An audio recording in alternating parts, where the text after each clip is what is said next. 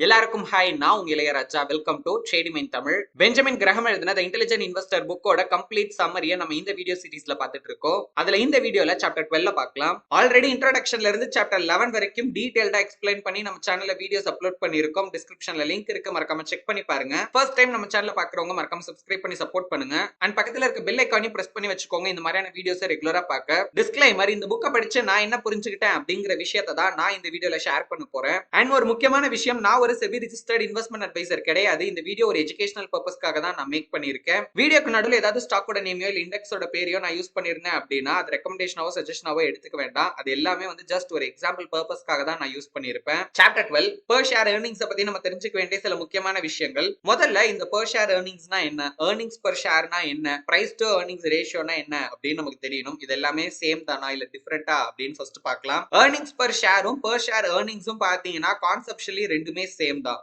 இதுக்கு என்ன அர்த்தம் அப்படின்னா, அந்த கம்பெனி அவங்களோட ஒரு ஷேருக்கு எவ்வளவு அமௌண்ட் வந்து ஏர்ன் பண்றாங்க அப்படிங்கிறதுக்கான வேல்யூ தான் earnings per share R per share earnings அப்படின்னு சொல்லுவாங்க. பட் ஆனா பிரைஸ் டு ஏர்னிங்ஸ் ரேஷியோ அப்படிங்கிறது கொஞ்சம் டிஃபரெண்டானது. இதுக்கு என்ன அர்த்தம் அப்படின்னா, அந்த கம்பெனியோட ஏர்னிங்ஸ்க்கு ஏத்த மாதிரி எத்தனை மடங்கு பிரைஸ் கொடுத்து அந்த ஸ்டாக்கை பை பண்ண இன்வெஸ்டர்ஸ் ரெடியா இருக்காங்க அப்படிங்கிறதுக்கான வேல்யூ தான் பிரைஸ் டு ஏர்னிங்ஸ் ரேஷியோ அப்படின்னு சொல்லுவாங்க. ஆக்சுவலா நம்ம பிரைஸ் டு ஏர்னிங்ஸ் ரேஷியோவை கால்குலேட் பண்றதுக்கு இந்த ஏர்னிங்ஸ் பெர் ஷேர் அப்படிங்கிற வேல்யூ கண்டிப்பா தேவைப்படும். சோ அதை எப்படி கால்குலேட் பண்ணுவோம் அப்படின்னா, இப்ப கரண்டா இருக்கிற market price divided by earnings per share போட்டோம் அப்படின்னா நமக்கு அந்த ஸ்டாக்கோட பிரைஸ் டு ஏர்னிங்ஸ் ரேஷியோ என்ன அப்படிங்கிறது தெரிஞ்சிரும். சோ அந்த வேல்யூ எதை குறிக்கும் அப்படின்னா, இப்போ ஃபார் எக்ஸாம்பிள் ஒரு ஷேர் வந்து ஒரு 2000 ரூபாய் அப்படிங்கிற ரேட்ல வந்து ட்ரேட் ஆகிட்டு இருக்கு.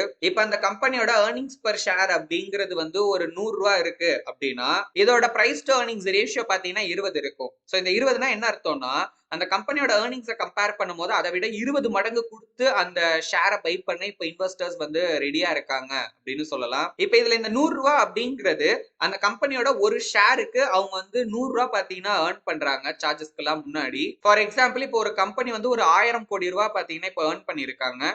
அவங்க கிட்ட வந்து ஒரு 10 கோடி ஷேர்ஸ் இருக்கு. ஓகேங்களா? சோ அப்படின்னா ஒரு ஷேருக்கு அவங்க வந்து 100 ரூபாய் ஏர்ன் பண்றாங்க. இததான் வந்து ஏர்னிங்ஸ் பெர் ஷேர் அப்படின்னு சொல்லுவாங்க.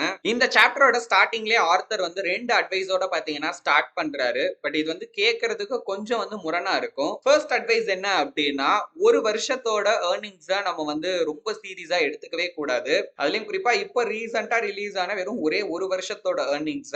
ரெண்டாவது அட்வைஸ் என்ன அப்படின்னா, இப்ப நம்ம ஷார்ட் டேர்ம் ஏர்னிங்ஸ பார்க்க போறோம் அப்படின்னா ரொம்பவே கேர்ஃபுல்லா இருக்கணும். ஏன்னா அதுல நமக்கான ட்ராப் வந்து பெர் ஷேர் ஏர்னிங்ஸ்ல ஒளிஞ்சிருக்கிறதுக்கான வாய்ப்பு இருக்கு. இப்ப இதுல ஃபர்ஸ்ட் ரூல்ஸ நம்ம ஸ்ட்ரிக்ட்டா ஃபாலோ பண்ணிட்டோம் அப்படினாலே செகண்ட் ரூல்ஸ நம்ம ஃபாலோ பண்ணணும்ங்கற அவசியமே கிடையாது. இருந்தாலும் most of the investors analyst என்ன பண்றாங்க அப்படின்னா, மெயினா அவங்க ஃபோக்கஸ் பண்றதே குவார்ட்டர்லி அண்ட் ஆனுவல் ரிப்போர்ட்ஸ மட்டும் தான். அதுலயும் ரொம்ப ரீசெண்டா ரிலீஸ் ஆன டேட்டாவை மட்டும் தான் அவங்க வந்து பாக்குறாங்க.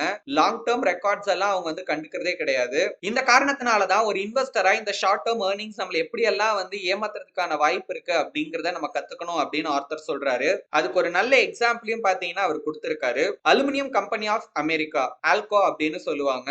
இவங்களோட 1970ஓட ஏர்னிங்ஸ் ரிப்போர்ட் வந்து வால் ஸ்ட்ரீட் ஜர்னல்ல வருது. சோ இதோட மெயின் ரிப்போர்ட் என்ன அப்படின்னு பாத்தீங்கன்னா, 1970ல இந்த கம்பெனியோட ஏர்னிங்ஸ் பெர் ஷேர், இது வந்து பிரைமரி டேட்டா தான். சோ வந்து $5.2 இருந்திருக்கு. 1969ல வந்து $5.58 பாத்தீங்கன்னா இருக்கு.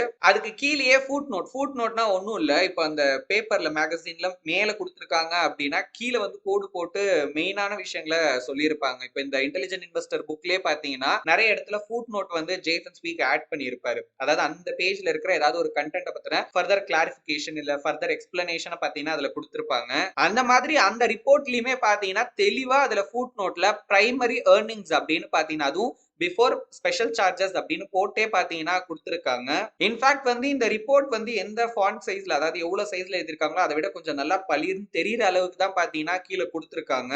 ஏன்னா ரியல் ஸ்டோரி அப்படிங்கறதே பாத்தீங்கன்னா அதுக்குள்ளதான் ஒளிஞ்சிருக்கு. டிசம்பர் குவார்டரோட ரிப்போர்ட்டை மட்டும் நம்ம எடுத்து பார்த்தோம் அப்படின்னா ஏர்னிங்ஸ் பெர் ஷேர் அப்படிங்கறது 1970ல $1.58 ஆகும், 1969ல $1.56 பாத்தீங்கன்னா இருக்கு.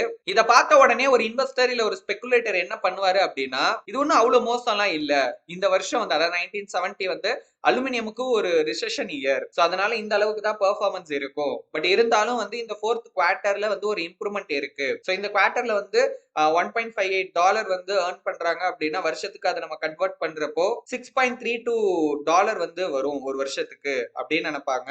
பட் ஆனா அந்த கம்பெனி வந்து ஜஸ்ட் $62 தான் பாத்தீங்கன்னா ட்ரேட் ஆகிட்டு இருக்கு. இதுக்கு என்ன அர்த்தம் அப்படின்னா அந்த கம்பெனியோட ஏர்னிங்ஸ் கம்பேர் பண்ணும்போது அந்த ஷேர் பிரைஸ் வந்து ஜஸ்ட் 10 டைம்ஸுக்கும் கம்மியான பிரைஸ்ல தான் பாத்தீங்கன்னா ட்ரேட் ஆகிட்டு இருக்கு. சோ இந்த 10 டைம்ஸ் அப்படிங்கறது தான் பிரைஸ் டு ஏர்னிங்ஸ் ரேஷியோ அப்படின்னு சொல்லுவாங்க. இத பாக்குறப்ப most of the investors and ஸ்பெகுலேட்டர்ஸ்க்கு இது ரொம்ப சீப்பா இருக்கிற மாதிரி தோணும். அதுல இன்டர்நேஷனல் நிக்கலை கம்பேர் பண்ணும்போது அதோட PE ரேஷியோ பாத்தீங்கன்னா 16 இருக்கு. பட் இதுக்கு வந்து ஜஸ்ட் 10 தான் இருக்கு அப்படின்னு நினைப்பாங்க. பட் ஆனா உண்மையான கதையே அந்த ஃபுட் நோட்ல தான் இருக்கு. அதை நம்ம கேர்ஃபுல்லா ரீட் பண்ணியிருந்தோம் அப்படின்னா அதுல 4 வகையான ஏர்னிங்ஸ் பாத்தீங்கன்னா கொடுத்திருப்பாங்க. சோ ஃபர்ஸ்ட் என்ன அப்படின்னு பாத்தீங்கன்னா primary earnings before special charges அப்படிங்கிறது. இந்த பிரைமரி ஏர்னிங்ஸ் அப்படிங்கிறது ஒன்றும் கிடையாது. அந்த நார்மல் பிசினஸ் ஆபரேஷன் மூலியமா அந்த கம்பெனி சம்பாதிச்ச அமௌண்ட், அதுலயும் குறிப்பா எந்த ஒரு சார்ஜஸும் இல்லாம, அதாவது செலவுகள்லாம் போக இல்லாம ஓவராலா இருக்கிற அமௌண்ட் அப்படிங்கிறது. சோ அதுல 1970ல பாத்தீங்கன்னா $5.20 வந்து ஏர்ன் பண்ணிருக்காங்க. 1969ல $5.58 ஏர்ன் பண்ணிருக்காங்க. இதுல நெட் இன்கம் அப்படிங்கிறது இப்ப வந்து அந்த சார்ஜஸ் எல்லாமே ஓகேங்களா, எல்லா செலவுகள் ஸ்பெஷல் சார்ஜஸ் எல்லாம் போக மீதி இருக்கிற நெட் இன்கம் வச்சு இந்த ஏர்னிங்ஸ் பர் ஷேர் அப்படிங்கிறது பாத்தீங்கன்னா 1970ல $4.32 இருக்கு. 1969ல $5.58 இருக்கு. அண்ட் இன்னும் ஃபர்தரா வந்து இது டீடைலா தெரிஞ்சுக்கிறதுக்காக ஃபுல்லி டைல்யூட்டட் வேல்யூ அப்படின்னு ஒன்னு கால்குலேட் பண்ணுவாங்க. இந்த ஃபுல்லி டைல்யூட்டட் அப்படின்னா என்னன்னு கேட்டீங்கன்னா, இப்ப இத கால்குலேட் பண்றப்ப இப்ப எக்ஸிஸ்டிங்ல இருக்கிற ஷேர்ஸை வந்து அவங்க கவுண்ட் எடுத்துப்பாங்க. இப்ப ஃபுல்லி டைல்யூட்டட் அப்படின்னா அந்த கம்பெனில இருக்கிற stock options, warrants, preferred stocks, convertible bonds இதோட கவுண்டையும் பாத்தீங்கன்னா இன்க்ளூட் பண்ணிப்பாங்க. ஏன் அப்படின்னு கேட்டீங்கன்னா மேபி இதெல்லாமே ஃபியூச்சர்ல ஒரு ஈக்விட்டியா ஒரு ஷேரா வந்து பாத்தீங்கன்னா அவங்களால கன்வெர்ட் பண்ணிக்க முடியும். சோ அதுவுமே பாத்தீங்கன்னா ஷேர் கவுண்ட் இன்க்ரீஸ் பண்ணும். சோ அதனால இந்த ஃபுல்லி டைல்யூட்டட்ல இந்த ஷேர் கவுண்ட் வந்து பாத்தீங்கன்னா இன்க்ரீஸ் ஆகும். சோ அப்படி இந்த கவுண்ட் இன்க்ரீஸ் ஆச்சு அப்படின்னா நமக்கு வந்து இந்த ஏர்னிங்ஸ் பர் ஷேர் அப்படிங்கிறது ஆட்டோமேட்டிக்கா கம்மி ஆகும். சோ அதனாலதான் 1970ல பாத்தீங்கன்னா $5.01 இருந்திருக்கு இந்த ஃபுல்லி டைல்யூட்டட். அதுவும் வந்து ஸ்பெஷல் சார்ஜஸ்க்கு முன்னாடி அந்த வேல்யூ. இதே 1969ல வந்து $5.35 இருக்கு. இந்த ஃபுல்லி டைல்யூட்டட் வேல்யூல சார்ஜஸ் எல்லாம் போக மீதி இருக்கிற அமௌண்ட்க்கு கால்குலேட் பண்றப்ப 1970ல $4.19 இருந்திருக்கு. 1969ல அதே $5.35 இருந்திருக்கு. இப்ப இதே மாதிரி அந்த 4th குவார்ட்டரோட ரிப்போர்ட்டை மட்டும் நம்ம எடுத்து பார்த்தோம் அப்படின்னா பிரைமரி ஏர்னிங்ஸ் அப்படிங்கிறது 1.58 அது அப்படியே தான் இருக்கு. 1970ல 1969ல 1.56 அப்படியே இருக்கு. ஆனால் நெட் இன்கம் அப்படிங்கறத நம்ம பார்த்தோம் அப்படின்னா ஸ்பெஷல் சார்ஜஸ் எல்லாம் போக பாக்குறப்போ $0.7 தான் இருக்கு. 1969ல அதே $1.56 தான் இருக்கு. சோ இப்போ இவ்ளோ ஏர்னிங்ஸ் கொடுத்திருக்காங்க. இதுல எது வந்து உண்மையான ஏர்னிங்ஸ் அப்படின்னு நம்ம எடுத்து பார்த்தோம் அப்படின்னா ஃபார் எக்ஸாம்பிள் இப்போ வந்து இருக்கிறதுலே லோயஸ்ட் வேல்யூவே நம்ம வந்து கன்சிடரேஷன்ல எடுத்துக்கலாம். ஓகேங்களா, $0.7 அப்படின்னே வச்சுப்போமே. இப்ப இத வந்து வருஷத்துக்கு இது வந்து ஒரு 4 மாசத்துக்கு ஒரு குவார்ட்டருக்கு தான். இப்ப இந்த வருஷத்துக்கு கால்குலேட் பண்ணணும் அப்படின்னா இன்டு 4 போடணும். சோ $2.8 பாத்தீங்கன்னா வருது. அப்ப நம்ம முன்னாடி பார்த்த மாதிரி இது ஆக்சுவலி பாத்தீங்கன்னா $6.32 கிடையாது. அப்ப இப்ப நம்ம வந்து அந்த ஸ்டாக்கோட பிரைஸ் டு ஏர்னிங்ஸ் ரேஷியோவை கால்குலேட் பண்ணோம் அப்படின்னா கிட்டத்தட்ட 22 மடங்குக்கும் மேல பிரைஸ் கொடுத்து இப்ப வந்து பாத்தீங்கன்னா அந்த கம்பெனியோட ஷேர்ஸை பை பண்ணிட்டு இருக்காங்க. சோ இப்ப இந்த எக்ஸாம்பிள பார்த்தோன்னே ஒரு விஷயம் நமக்கு இப்ப தெளிவா புரியுது. என்ன அப்படின்னா இந்த ஹெட்லைன் நம்பர்ஸை மட்டும் பார்க்காம டீடைல்டா அந்த ரிப்போர்ட்டை ஸ்டடி பண்ணாதான் உண்மையான கதை என்ன அப்படின்னு நம்மளால தெரிஞ்சுக்க முடியும். அப்புறம் ஏன் ப்ரோ அந்த டேட்டாவெல்லாம் ஹைலைட்டடா கொடுக்குறாங்க அப்படின்னு கேட்டீங்கன்னா அதுவும் ஒரு டேட்டா தான். ஓகே, அதுவும் ஒரு இம்பார்ட்டன்டான டேட்டா தான். ஆனால் அதை மட்டுமே வச்சு நம்ம எந்த விதமான டிசிஷனும் எடுக்கக்கூடாது. அப்படி எடுத்தோம் அப்படின்னா அது மோஸ்ட்லி தப்பா போறதுக்கு தான் நிறைய வாய்ப்பு இருக்கு. சோ இந்த ரீசனால தான் நம்ம இப்போ ஒரு ரிப்போர்ட் எல்லாம் ஸ்டடி பண்றோம் அப்படின்னா இன்டெப்தா ஸ்டடி பண்ணணும் அப்படின்னு ஆர்த்தர் சொல்றாரு. இப்போ நம்ம இந்த ஆல்கோவோட உண்மையான ஏர்னிங்ஸோட மீனிங் என்ன அப்படின்னு பார்ப்போம். சோ ஃபர்ஸ்ட் எஃபெக்ட் அப்படிங்கிறது இந்த டைல்யூஷனால பாத்தீங்கன்னா ஏற்பட்டிருக்கு. ஏன்னா ஏர்னிங்ஸ் வந்து $5.2 இருந்து $5.01 பாத்தீங்கன்னா குறைஞ்சிருக்கு. இப்போ இந்த வேல்யூ சேஞ்ச் ஆகுது அப்படின்னா அந்த கம்பெனில ஒன்னு கன்வெர்டபிள் பாண்ட்ஸோ இல்ல ஸ்டாக் ஆப்ஷன்ஸோ இருக்கு அப்படின்னு அர்த்தம். ஏன்னா பின் நாட்கள்ல இது எல்லாமே வந்து ஸ்டாக்கா வந்து கன்வெர்ட் பண்ண முடியும். ஓகேங்களா, சோ இப்போ இந்த டைல்யூஷன் பண்றப்ப அதையும் சேர்த்து வந்து ஒரு ஷேர் கவுண்ட்ல இன்க்ளூட் பண்ணுவாங்க. சோ அப்படி இன்க்ளூட் பண்றதுனாலதான் இந்த ஏர்னிங்ஸ் பர் ஷேர் அப்படிங்கிறது டைல்யூஷனுக்கு அப்புறமா கம்மி ஆகுது.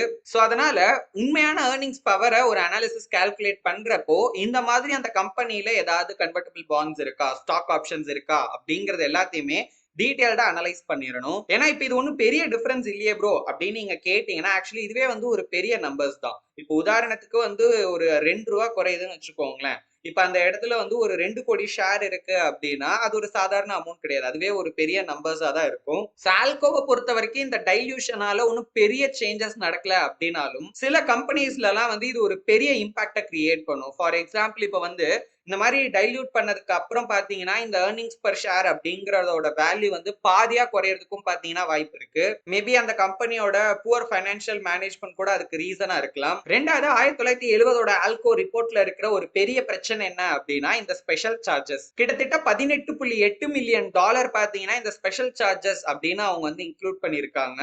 அதாவது ஏர்னிங்ஸ்ல இருந்து மட்டும் பாத்தீங்கன்னா இந்த அமௌண்ட் அப்படிங்கிறது லெஸ் ஆகிருக்கு. இதை நம்ம ஒரு ஷேருக்கு எடுத்து பார்த்தோம் அப்படின்னா $0.88 பாத்தீங்கன்னா ஒரு ஷேருக்கு அந்த ஏர்னிங்ஸ் பர் ஷேர் வேல்யூ குறைஞ்சிருக்கு. இப்ப இந்த இடத்துல நமக்கு ஒரு முக்கியமான கேள்வி வரும். இந்த அமௌண்ட்டை நம்ம எப்படி எடுத்துக்கிறது? இதை வந்து ஒரு செலவு அப்படின்னு எடுத்துக்கிறதா, இல்ல இந்த நம்பர்ஸை பெருசா நம்ம கண்டுக்காம விட்டுறலாமா, இல்ல இதை ஓரளவுக்கு ஒரு பார்ட்லி வந்து இதை நம்ம வந்து கவுண்ட்ல சேர்த்துக்கலாமா அப்படின்னு இது வந்து ஒரு சாதாரண இன்வெஸ்டருக்கு வர கேள்வி. இதே அந்த இடத்துல ஒரு இன்டெலிஜென்ட் இன்வெஸ்டர் இருந்தாரு அப்படின்னா ஏன் கம்பெனி சம்பந்தமே இல்லாம இந்த வருஷத்துல இந்த ஸ்பெஷல் சார்ஜஸ் வந்து இன்க்ளூட் பண்ணிருக்காங்க அப்படின்னு தான் பாத்தீங்கன்னா யோசிப்பாங்க. அண்ட் அதுக்கான ரீசன் என்ன அப்படிங்கறத அவங்க தேடி பார்ப்பாங்க. ஒரு சில கம்பெனி என்ன பண்ணுவாங்கன்னா அவங்களோட லாஸ மறைக்கிறதுக்காக கூட பாத்தீங்கன்னா இந்த மாதிரி பண்றதுக்கான வாய்ப்பு இருக்கு. அதுக்கு அவங்களுக்கு சில லீகல் லிமிட்ஸும் பாத்தீங்கன்னா கொடுத்திருப்பாங்க. சோ இந்த மாதிரி வரப்போற லாஸுக்கு முன்கூட்டியே அந்த கம்பெனி வந்து இந்த மாதிரி ஒரு விஷயம் பண்ணிட்டாங்க அப்படின்னா இதுக்கப்புறம் வரப்போற அவங்களோட ஏர்னிங்ஸ வந்து பாத்தீங்கன்னா ஒரு பெட்டரான டேட்டாவா அவங்களால காட்ட முடியும். சோ அதுக்காக கூட அவங்க அந்த மாதிரி பண்ணலாம். அப்படி பண்றப்ப ஒரு சில கம்பெனி எல்லாம் அவங்களோட ப்ராஃபிட் வந்து 2 மடங்கு ஆன மாதிரிலாம் பாத்தீங்கன்னா கணக்கு கொடுத்திருக்காங்க. காரணம் என்னன்னா ஃபர்ஸ்ட் டைம் இது பண்றப்ப அவங்க இந்த மாதிரி ஒரு விஷயம் பண்ணிட்டு இந்த மாதிரி ஸ்பெஷல் சார்ஜஸ் அப்படின்னு போட்டு ஏர்னிங்ஸ்ல ஒரு பெரிய பார்ட் ஆஃப் அமௌண்ட் பாத்தீங்கன்னா அதுக்கு போயிடும். இப்ப என்னாச்சு மீதி இருக்கிற அமௌண்ட் தான் நம்ம ஆக்சுவல் டேட்டாவா எடுத்துக்க முடியும். இப்ப ஃபியூச்சர்ல லாஸே ஆனாலும் அதுக்காக தான் இவங்க இதை பிளான் பண்ணி வச்சிருக்காங்க. சோ அப்பங்க நார்மலான பிசினஸ் நடந்தா கூட அந்த வேல்யூவை பாக்குறப்போ நமக்கு வந்து ஓகே ஏர்னிங்ஸ் வந்து போன தடவை இருந்ததை விட 2 மடங்கு ஆகியிருக்கு. அப்ப கம்பெனி ஏதோ பெருசா பண்ணிருக்காங்க. இந்த கம்பெனி வந்து பயங்கரமா க்ரோ ஆகும் போல அப்படிங்கிற மாதிரியான ஒரு தோற்றத்தை பாத்தீங்கன்னா அது வந்து கிரியேட் பண்ணும். அங்கதான் நம்ம வந்து ரொம்பவே உஷாரா இருக்கணும் அப்படின்னு ஆர்த்தர் சொல்றாரு. சரி அப்படி இந்த கம்பெனி எதுக்காக இந்த ஸ்பெஷல் சார்ஜஸ் அப்படிங்கறத இன்க்ளூட் பண்ணிருக்காங்க அப்படிங்கறத ஆர்த்தர் டீடைல்டா ஸ்டடி பண்றப்பதான் ஒரு 4 இம்பார்ட்டன்டான ரீசனை பாத்தீங்கன்னா இன்க்ளூட் பண்ணிருக்காங்க. ஃபர்ஸ்ட் வந்து பாத்தீங்கன்னா ஒரு மேனுஃபேக்சரிங் ப்ராடக்ட் டிவிஷனை வந்து க்ளோஸ் பண்றதுக்கான எஸ்டிமேட் காஸ்டா அவங்க வந்து பாத்தீங்கன்னா இன்க்ளூட் பண்ணிருக்காங்க. இன்னொன்னு இந்த கம்பெனியோட காஸ்டிங் கோ பிளான்ட் அப்படிங்கிற ஒண்ணு ஷட் டவுன் பண்றதுக்கான எஸ்டிமேட்டட் காஸ்டா பாத்தீங்கன்னா அவங்க வந்து இன்க்ளூட் பண்ணிருக்காங்க. மூணாவது ஆல்கோ கிரெடிட் கம்பெனி அப்படிங்கிற ஒரு கம்பெனியோட ஆபரேஷனை ஸ்டாப் பண்றதுக்கான ஒரு எஸ்டிமேட் லாஸ் மாதிரி பாத்தீங்கன்னா இந்த அமௌண்ட் எடுத்து வச்சிருக்காங்க. ஏன்னா அதை வந்து சமாளிக்கணுங்கிறதுக்காக. அண்ட் ஃபைனலி பாத்தீங்கன்னா ஒரு $5.3 மில்லியன் ஒரு கர்டன் வால் கான்ட்ராக்ட் அப்படிங்கறத முடிக்கிறதுக்கான ஒரு எக்ஸ்பெக்டட் காஸ்டா பாத்தீங்கன்னா இன்க்ளூட் பண்ணிருக்காங்க. இது எதுவுமே பாத்தீங்கன்னா ஆக்சுவல் நம்பர்ஸ் இல்ல. இது எல்லாமே உங்க ஃபியூச்சர்ல பண்ண போற விஷயங்கள், இல்ல ஆக போற விஷயங்கள். அதுக்காக முன்கூட்டியே அதுக்கு வந்து ஒரு காசு தேவைப்படும் அப்படின்னு ஒரு எஸ்டிமேட்டை போட்டு அதுக்கு அவங்க ஒதுக்குன அமௌண்ட் தான் இது எல்லாமே. இதுக்குதான் மொத்தமா பாத்தீங்கன்னா $18.8 மில்லியன் வந்து ஸ்பெஷல் சார்ஜஸ் அப்படின்னு போட்டு அவங்க இன்க்ளூட் பண்ணிருக்காங்க. இப்ப நம்ம பார்த்த எல்லா காரணமுமே ஃபியூச்சர்ல வரப்போற ஒரு காஸ்ட், அதாவது ஃபியூச்சர்ல வரப்போற ஒரு செலவா இருக்கலாம், இல்ல ஃபியூச்சர்ல வரப்போற ஒரு லாஸா இருக்கலாம். அதுக்கும் இன்னைக்கு இருக்கிற பிசினஸ் ஆபரேஷனுக்கும் எந்த விதமான சம்பந்தமும் கிடையாது. ஏன்னா ஒரு கம்பெனி நினைச்சாங்க அப்படின்னா இது வந்து ரொம்ப ஈஸியா இது வந்து ரெகுலர் பிசினஸோட ஒரு அங்கம் கிடையாது அப்படின்னு பாத்தீங்கன்னா சொல்லிட்டு போயிட்டே இருப்பாங்க. பட் அது உண்மையா அப்படின்னு கேட்டீங்கன்னா சால்கோ மாதிரியான ஒரு பெரிய கம்பெனில கிட்டத்தட்ட $1.5 பில்லியன் அளவுக்கு பாத்தீங்கன்னா வருஷம் பிசினஸ் நடக்குது. அதுல வந்து நிறைய டிவிஷன்ஸ் இருக்கு. சோ நேச்சர்லாவே பாத்தீங்கன்னா சில இடங்கள்ல அவங்களுக்கு லாஸ் வரலாம், சில இடங்கள்ல பாத்தீங்கன்னா அவங்க பிசினஸ் ஷட் டவுன் பண்ற ஒரு நிலைமையும் பாத்தீங்கன்னா வரலாம். இது எல்லாமே ஒரு நார்மலான விஷயம் தான். இதுல எந்த பிரச்சனையும் கிடையாது. ஆனா ஒரு கம்பெனி அவங்களோட லாஸ வந்து இந்த மாதிரி ஒரு ஸ்பெஷல் சார்ஜஸ் அப்படின்னு போட்டு மறைக்கிறாங்க அப்படின்னா அதுதான் பிரச்சனை அப்படின்னு ஆர்த்தர் சொல்றாரு. வெறும் பிரைமரி ஏர்னிங்ஸ மட்டும் பார்த்து இன்வெஸ்ட் பண்ணிட்டு பின்னாடி அந்த ஸ்டாக் வந்து சரியா பெர்ஃபார்ம் பண்ணல அப்படின்னாலும் சரி, இல்ல வந்து பயங்கரமா ஃபால் ஆகுது அப்படின்னாலும் சரி, எது நடக்கவே கூடாது அப்படின்னு நான் நினைச்சு ஒரு விஷயத்த பண்ணிருப்பனோ அதுதான் என் கண்ணு முன்னாடியே பாத்தீங்கன்னா நடந்துகிட்டு இருக்கும். சோ இந்த ரிப்போர்ட்டை பார்க்கும்போது சிம்பிளா நமக்கு என்ன புரியுது அப்படின்னா ஒரு கம்பெனி நினைச்சா அவங்களோட ஏர்னிங்ஸ் ரிப்போர்ட்டை எப்படியெல்லாம் பாத்தீங்கன்னா அவங்க வந்து மாத்த முடியும் அப்படிங்கிறதுக்கு இது ஒரு நல்ல உதாரணம் அப்படின்னு சொல்றாரு ஆர்த்தர். அண்ட் இந்த ரீசன்னாலதான் இந்த ஹைலைட்டடா இருக்கிற டேட்டாஸ் உண்மைதான். ஒவ்வொரு ஃபைனான்சியல் ரிப்போர்ட்லயுமே மெயினா நம்ம செக் பண்ண வேண்டிய டேட்டா அப்படின்னு ஒண்ணு இருக்கும். பட் இருந்தாலும் அதை கனெக்ட் பண்ற மாதிரி இன்னும் ஒரு சில விஷயங்கள் மைன்யூட்டா இருக்கும். ஓகேங்களா? இப்ப நம்ம பார்த்தோம் இல்லையா? ஏர்னிங்ஸோடயே சம்மந்தப்பட்ட இத்தனை விஷயங்கள் இருக்கு. அதெல்லாம் செக் பண்ணும்போது தான் நான் மறுபடியும் சொல்றேன், முழு கதை என்ன அப்படிங்கிறத தெரிஞ்சுக்க முடியும். ஏன்னா, ஒரு பிசினஸ பத்தி ஃபுல்லா தெரிஞ்சுக்கிட்டு நம்ம வந்து இன்வெஸ்ட் பண்ணணும். ஓகேங்களா? முக்கியமான விஷயத்த மட்டும் பார்த்து இன்வெஸ்ட் பண்ண முடியாது. ஃபுல்லா தெரியணும், ஃபுல்லா அந்த கம்பெனிய புரிஞ்சுக்கணும் அப்படின்னா, எல்லா இன்ஃபர்மேஷனும் தான் பார்த்தீங்கன்னா நமக்கு இம்பார்ட்டன்ட். அதனால தான் வந்து அந்த ரிப்போர்ட்ட கம்ப்ளீட்டா ஸ்டடி பண்ணணும் அப்படின்னு சொல்றாங்க. சில கம்பெனிஸ் இத வந்து சாமர்த்தியமா பண்றதுக்கு 2 டெக்னிக்ஸ பார்த்தீங்கன்னா யூஸ் பண்ணியிருக்காங்க. ஃபர்ஸ்ட் டெக்னிக் என்ன அப்படின்னா டைமிங் ட்ரிக். எதிர்காலத்துல வரப்போற லாஸுக்காக முன்கூட்டியே பார்த்தீங்கன்னா சார்ஜ் பண்றது. ஏன்னா அப்படி பண்ணும்போது இஃப் இன் கேஸ் ஃபியூச்சர்ல ஏதாவது லாஸ் வந்துச்சு அப்படின்னா அது அந்த வருஷத்தோட லாஸா பாத்தீங்கன்னா கணக்குல ஆட் ஆகாது. ஏன்னா அதுக்கு பதிலா அவங்க முன்கூட்டியே பாத்தீங்கன்னா ஒரு அமௌண்ட்டை சார்ஜ் பண்ணிட்டாங்க. இப்ப இந்த லாஸ் வந்து அப்ப 1970யோட சேருமா ப்ரோ அப்படின்னு கேட்டீங்கன்னா அதுவும் கிடையாது. ஏன்னா ஆக்சுவலி அது லாஸ் கிடையாது. அதுக்கு பதிலா தான் அவங்க டெக்னிக்கலா இந்த ஸ்பெஷல் சார்ஜஸ் இல்ல ஸ்பெஷல் ஐட்டம் அப்படிங்கிற டேர்மே அவங்க யூஸ் பண்றாங்க. இது வந்து ஒரு நல்ல வேலையாவே இருந்தாலும் பட் இது வந்து இன்வெஸ்டர்ஸ வந்து மிஸ்லீட் பண்ணும். ஏன்னா இப்போ ஒரு ஒரு வருஷம் உதாரணத்துக்கு இப்போ ஒரு கம்பெனி ஒரு 100 கோடி ரூபாய்க்கு பிசினஸ் பண்றாங்க. அதுல இருந்து ஒரு 50 கோடி ரூபாய் வந்து இந்த மாதிரி ஏதோ ஒரு காரணத்தை சொல்லி ஸ்பெஷல் ஐட்டம் அப்படின்னு இன்க்ளூட் பண்ணி அதை வந்து கழிச்சிட்டாங்க. எக்ஸ்பென்ஸ் மாதிரி போட்டு கழிச்சிட்டாங்க. ஓகேங்களா? இப்போ அடுத்த வருஷம் ஓகே அந்த கம்பெனி வந்து பிசினஸ் பண்றாங்க. அகைன் ஒரு 100 கோடி ரூபாய் அவங்க சம்பாதிக்கிறாங்க. பட் இப்போ அவங்களுக்கு வந்து ஒரு 50 கோடி ரூபாய் பிசினஸ்ல நஷ்டம். இப்போ அந்த நஷ்டமான அமௌண்ட்டை ஏற்கனவே இந்த ஸ்பெஷல் ஐட்டம்னு போட்டு ஒரு சார்ஜஸ் எடுத்து வச்சிருக்காங்க இல்லையா? மேபி இந்த ரீசனுக்காக கூட எடுத்து வச்சிருக்கலாம். அதையும் இதையும் பாத்தீங்கன்னா டேலி பண்ணிடுவாங்க. இப்ப அந்த 100 கோடி ரூபாய்க்கான பிசினஸ் அப்படியே இருக்கும். இப்ப இன்வெஸ்டர்ஸ் பாக்குறப்போ ஆஹா இந்த கம்பெனி பயங்கரமா பண்ணிருக்காங்க போல இருக்கு, லாஸே இல்ல, போன வருஷம் 50 கோடி தான் பிசினஸ், இப்ப 100 கோடி அப்படியே டபுள் ஆகி இருக்கு, ஏதோ பெருசா பண்றாங்க போல இருக்கு, அப்ப இந்த ஸ்டாக்க வாங்கி போட்டா இதான் அடுத்த மல்டி பேக்கர் அப்படிங்கிற மாதிரி எல்லாம் பாத்தீங்கன்னா தோன்றதுக்கான வாய்ப்பு இருக்கு. ஆனா உண்மையாலே ஒரு கம்பெனி என்ன பண்ணணும் அப்படின்னா இந்த மாதிரி ஏதாவது ஒரு ஃபியூச்சர்ல லாஸ் நடக்குது அப்படின்னா அதை வந்து அவங்களுக்கு சாதகமா எப்படி பயன்படுத்திக்க போறாங்க அப்படிங்கிற விஷயங்களை அதுல வந்து இன்க்ளூட் பண்ணணும். அதாவது டாக்ஸை எப்படியெல்லாம் அவங்க சேவ் பண்ண போறாங்க அப்படிங்கறதெல்லாம் அவங்க வந்து ஃபோக்கஸ் பண்ணலாம். இதான் ஆஃப்டர் டாக்ஸ் எஃபெக்ட் அப்படின்னே சொல்லுவாங்க. அதை வந்து அவங்க இன்க்ளூட் பண்ணிருக்கணும். பட் இந்த ஆல்கோ கம்பெனி அதை இன்க்ளூடே பண்ணல. இப்போ ஒரு கம்பெனிக்கு வந்து லாஸ் ஆகிடுச்சு அப்படின்னா டாக்ஸ் கிரெடிட்டுக்கு முன்னாடி ஜஸ்ட் அவங்களோட எக்ஸ்பென்ஸ்ல இருந்து மட்டும் அவங்க தப்பிக்க மாட்டாங்க. அதே நேரத்துல அவங்களுக்கு டாக்ஸ் ரீஃபண்டா மட்டும் அந்த லாஸ் ஆன அமௌண்டோட 50% வந்து கிடைக்கிறதுக்கான பாசிபிலிட்டிஸ் இருக்கு அவங்களோட ஊரோட இன்கம் டாக்ஸ் லா படி. ஆனா அதையெல்லாம் விட்டுட்டு இந்த டெக்னிக்கை யூஸ் பண்ணி அவங்க ஃபியூச்சர் ப்ராஃபிட் வந்து பெட்டரா இருக்கிற மாதிரி காட்டுறதுக்காகவே இந்த டெக்னிக்கை பாத்தீங்கன்னா யூஸ் பண்றாங்க. அதாவது இந்த ஸ்பெஷல் ஐட்டம்ஸ் அப்படிங்கறத அவங்க யூஸ் பண்றாங்க அப்படின்னு ஆர்த்தர் சொல்றாரு. ரெண்டாவது அவங்க யூஸ் பண்ண டெக்னிக்கோட பேரு கிளீன் ஸ்டேட் ட்ரிக் அப்படின்னு சொல்லுவாங்க. இவங்க ரொம்ப சாமர்த்தியமா என்ன பண்ணிட்டாங்கன்னா 1970ஓட கடைசியில அதாவது ஃபைனல் குவார்டர்ல இந்த ஸ்பெஷல் ஐட்டம் அப்படிங்கறத இன்க்ளூட் பண்ணிட்டாங்க. ஏன் அப்படின்னா அந்த குறிப்பிட்ட வருஷத்துல ஜென்ரலாவே பிசினஸோட பெர்ஃபார்மன்ஸ் அப்படிங்கிறது கொஞ்சம் போரா தான் இருக்கு. இப்போ ஒரு 100 கம்பெனி போரா பெர்ஃபார்ம் பண்றாங்கன்னா 101வது கம்பெனி போரா பெர்ஃபார்ம் பண்றது ஒரு பெரிய அதிசயம்லாம் இல்ல அப்படிங்கிற மாதிரி தான் ஜென்ரலாவே தோணும். கரெக்டா அந்த டைமா பார்த்து அவங்க இதை பண்ணிட்டாங்க. அது மட்டும் இல்லாம மார்க்கெட்ல ஜென்ரலாவே ட்ரேடர்ஸ் அண்ட் இன்வெஸ்டர்ஸோட மைண்ட் செட் இந்த வருஷம் இப்படிதான் இருக்கும். ஆனா இதோட ஃபால் எல்லாமே அதாவது 1970ல பயங்கரமான ஒரு ஃபால். இந்த ஃபால் எல்லாமே அடுத்த 2 வருஷத்துல பயங்கரமா வந்து ரெக்கவர் ஆகிடும் அப்படிங்கிற நம்பிக்கையில அவங்க இருந்தாங்க. இப்ப ரொம்ப மோசமான நிலைமையில இருந்த ஒரு கம்பெனி ஒரே வருஷத்துல பயங்கரமான ஒரு ரிசல்ட்டை காட்டினாங்க அப்படின்னா அதை பாக்குற இன்வெஸ்டர் அண்ட் ட்ரேடருக்கு என்ன தோணும் அப்படிங்கறத மட்டும் யோசிச்சு பாருங்க. கிரகமை பொறுத்த வரைக்கும் ஒரு பிசினஸ்ல இருக்க வேண்டிய முக்கியமான விஷயங்கள் பாத்தீங்கன்னா அக்கௌண்ட்ஸ் கரெக்டா இருக்கணும், நல்லா பண்ணணும், ரெண்டாவது அவங்களோட பிசினஸ் பாலிசி, மூணாவது அவங்களோட மேனேஜ்மெண்ட், கடைசியா பாத்தீங்கன்னா ஷேர் ஹோல்டர்ஸோட அவங்களுக்கு இருக்கிற ரிலேஷன்ஷிப். பட் ஆனா அவங்க ஷேர் ஹோல்டர்ஸ்க்கு வந்து ஒரு இம்பார்ட்டன்ஸ் கொடுக்குறாங்களா, அவங்கள உண்மையாலே மதிக்கிறாங்களா, அவங்க மேல அக்கறை காட்டுறாங்களா அப்படிங்கிறது இந்த மாதிரியான விஷயங்கள்லாம் செய்யறப்போ வந்து நம்மளுக்கு ஒரு சந்தேகத்தை ஏற்படுத்துது அப்படின்னு கிரகம் சொல்றாரு. அகைன் இந்த ஸ்பெஷல் கேஸுக்கு ஒரு ரியல் எக்ஸாம்பிளே பார்க்கலாம். நியூயார்க் ஸ்டாக் எக்ஸ்சேஞ்ச்ல லிஸ்ட் ஆகி இருக்கிற ஒரு கம்பெனி, நேம் கொடுக்கல, அவங்களும் பாத்தீங்கன்னா ஸ்பெஷல் ஐட்டம்னு போட்டு ஒரு $2.36 மில்லியன் வந்து கணக்குல சேர்த்திருக்காங்க. இது வந்து அவங்க இன்கமோட 3ல ஒரு பங்கு அமௌண்ட். இதுக்கு ரீசனா பாத்தீங்கன்னா அவங்க நிறைய விஷயங்களை கொடுத்திருக்காங்க. பட் இருந்தாலும் அதுவுமே பாத்தீங்கன்னா கொஞ்சம் குழப்பற மாதிரி தான் இருக்கு. முன்னாடி எல்லாம் கம்பெனில கண்டின்ஜென்சி ரிசர்வ் அப்படின்னு ஒரு விஷயம் பாத்தீங்கன்னா வச்சிருப்பாங்க. இதுக்கு என்ன அர்த்தம் அப்படின்னா இப்ப பிசினஸ் வந்து பயங்கரமா நடக்கிற டைம்ல அவங்களோட லாபத்துல ஒரு பங்கை வந்து இந்த ரிசர்வ்ல வந்து அவங்க சேமிச்சு வைப்பாங்க. எதுக்காக அப்படின்னா பிசினஸ் வந்து இப்ப ரொம்ப சுமாரா ரொம்ப மோசமா நடக்கிற டைம்ல அந்த அமௌண்ட்டையும் எடுத்து பிசினஸ்ல யூஸ் பண்ணி அவங்களோட இன்கம் அதிகப்படுத்துறதுக்காக. இப்ப அது எப்படி மாறிடுச்சு அப்படின்னா ஸ்பெஷல் சார்ஜஸா மாறிடுச்சு. நிறைய அக்கௌண்டன்ட்ஸ் வந்து இந்த கண்டின்ஜென்சி ரிசர்வ் வந்து எதிர்த்தாங்க. ஏன் அப்படின்னா இதை நம்ம பண்ணிட்டோம்னா ரெகுலரா இதை பண்ற மாதிரி இருக்கும் அப்படின்னு அவங்க சொல்றாங்க. அதுக்காக தான் இதை நாங்க அப்போஸ் பண்றோம் அப்படின்னு சொல்றாங்க. இந்த இடத்துல எவ்வளவுக்கு எவ்வளவு ப்ராஃபிட்டை சேர்த்து வச்சு இக்கட்டான நிலைமையில யூஸ் பண்ணணும் அப்படிங்கறத விட்டுட்டு முடிஞ்ச அளவுக்கு இந்த வருஷத்துல, அதாவது 1970லயே வந்து லாஸ் எல்லாம் திணிச்சிடலாம். சோ அப்பதான் வந்து அடுத்த வருஷம் நம்ம வந்து பெட்டரா பெர்ஃபார்ம் பண்ற மாதிரி இருக்கும் அப்படிங்கிற ஒரு தோற்றத்தை பாத்தீங்கன்னா உருவாக்கிட்டாங்க. சரி, ஓகே. அப்ப உண்மையிலே ஆல்கோவோட ஏர்னிங்ஸ் தான் எவ்வளவு அப்படின்னு கேட்டீங்கன்னா அதை நம்மளால துல்லியமா சொல்ல முடியாது அப்படின்னு ஆர்த்தர் சொல்றாரு. இப்ப டைல்யூட் பண்ணதுக்கு அப்புறம் இருக்கிற ஏர்னிங்ஸ் டேட்டாவை நம்ம எடுத்து பார்த்தோம் அப்படின்னா அதுல $0.82 ஸ்பெஷல் சார்ஜஸாவே பாத்தீங்கன்னா போயிருச்சு. பட் அதுவுமே அந்த வருஷத்தோட கரெக்டான நம்பர்ஸ்ல இருந்து கழிச்சா மட்டும்தான் அது கரெக்டா இருக்கும் அப்படின்னு சொல்றாரு ஆர்த்தர். ஆனா ஆல்கோ வந்து அந்த ஒரு வருஷத்துல உண்மையாலே எவ்வளவு லாஸ் பண்ணாங்க அப்படிங்கறதையும் சொல்லல.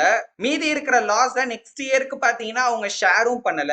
அதுக்கு பதிலா எல்லா லாஸுமே 1970லயே நடந்த மாதிரி பாத்தீங்கன்னா அவங்க போட்டு விட்டுட்டாங்க. இதன் விளைவா ஆல்கோவோட கணக்குல வந்து நமக்கு எவ்வளவுதான் லாஸ் ஆச்சுங்கிறது உண்மையாலே தெரியாமலே போச்சு. இன்னொரு பக்கம் வந்து அடுத்த வருஷமே அவங்க பெட்டரா பெர்ஃபார்ம் பண்ற மாதிரியான ஒரு சிச்சுவேஷனே அவங்க கிரியேட் பண்ணி விட்டுட்டாங்க. பட் ஆனா ஒரு இன்டெலிஜென்ட் இன்வெஸ்டர் எப்பவுமே மேலோட்டமா இந்த ஃபைனான்சியல் ரிப்போர்ட்ஸா பார்க்கவே கூடாது. அதுலயும் குறிப்பா இந்த ஃபுட் நோட் அந்த மாதிரி ஏதாவது ஒரு இண்டி இடுக்கல, ஓகே, எங்களை டக்குன்னு தெரியாத மாதிரி வந்து குட்டி குட்டி ஃபாண்ட்ல கூட மேபி போட்டிருக்கிறதுக்கான வாய்ப்பு இருக்கு. சோ அந்த மாதிரியான விஷயங்கள் எல்லாம் தெளிவா பாத்தீங்கன்னா படிச்சு பார்க்கணும். இப்ப இந்த ஸ்பெஷல் ஐட்டம் அப்படிங்கறதே தப்பா ப்ரோ அப்படின்னு கேட்டீங்கன்னா அதெல்லாம் கிடையாது. ஏன்னா அப்படி இருந்துச்சு அப்படின்னா அவங்களோட ரெகுலேட்டரி பாடியே இன்வால்வ் ஆகி இப்படி எல்லாம் வந்து நீங்க கொடுக்க கூடாது அப்படின்னு சொல்லியிருப்பாங்க. சோ அவங்களோட அக்கௌண்ட்ஸ் டிபார்ட்மெண்ட் மேனேஜ் பண்றவங்களும் அதை சொல்லியிருப்பாங்க.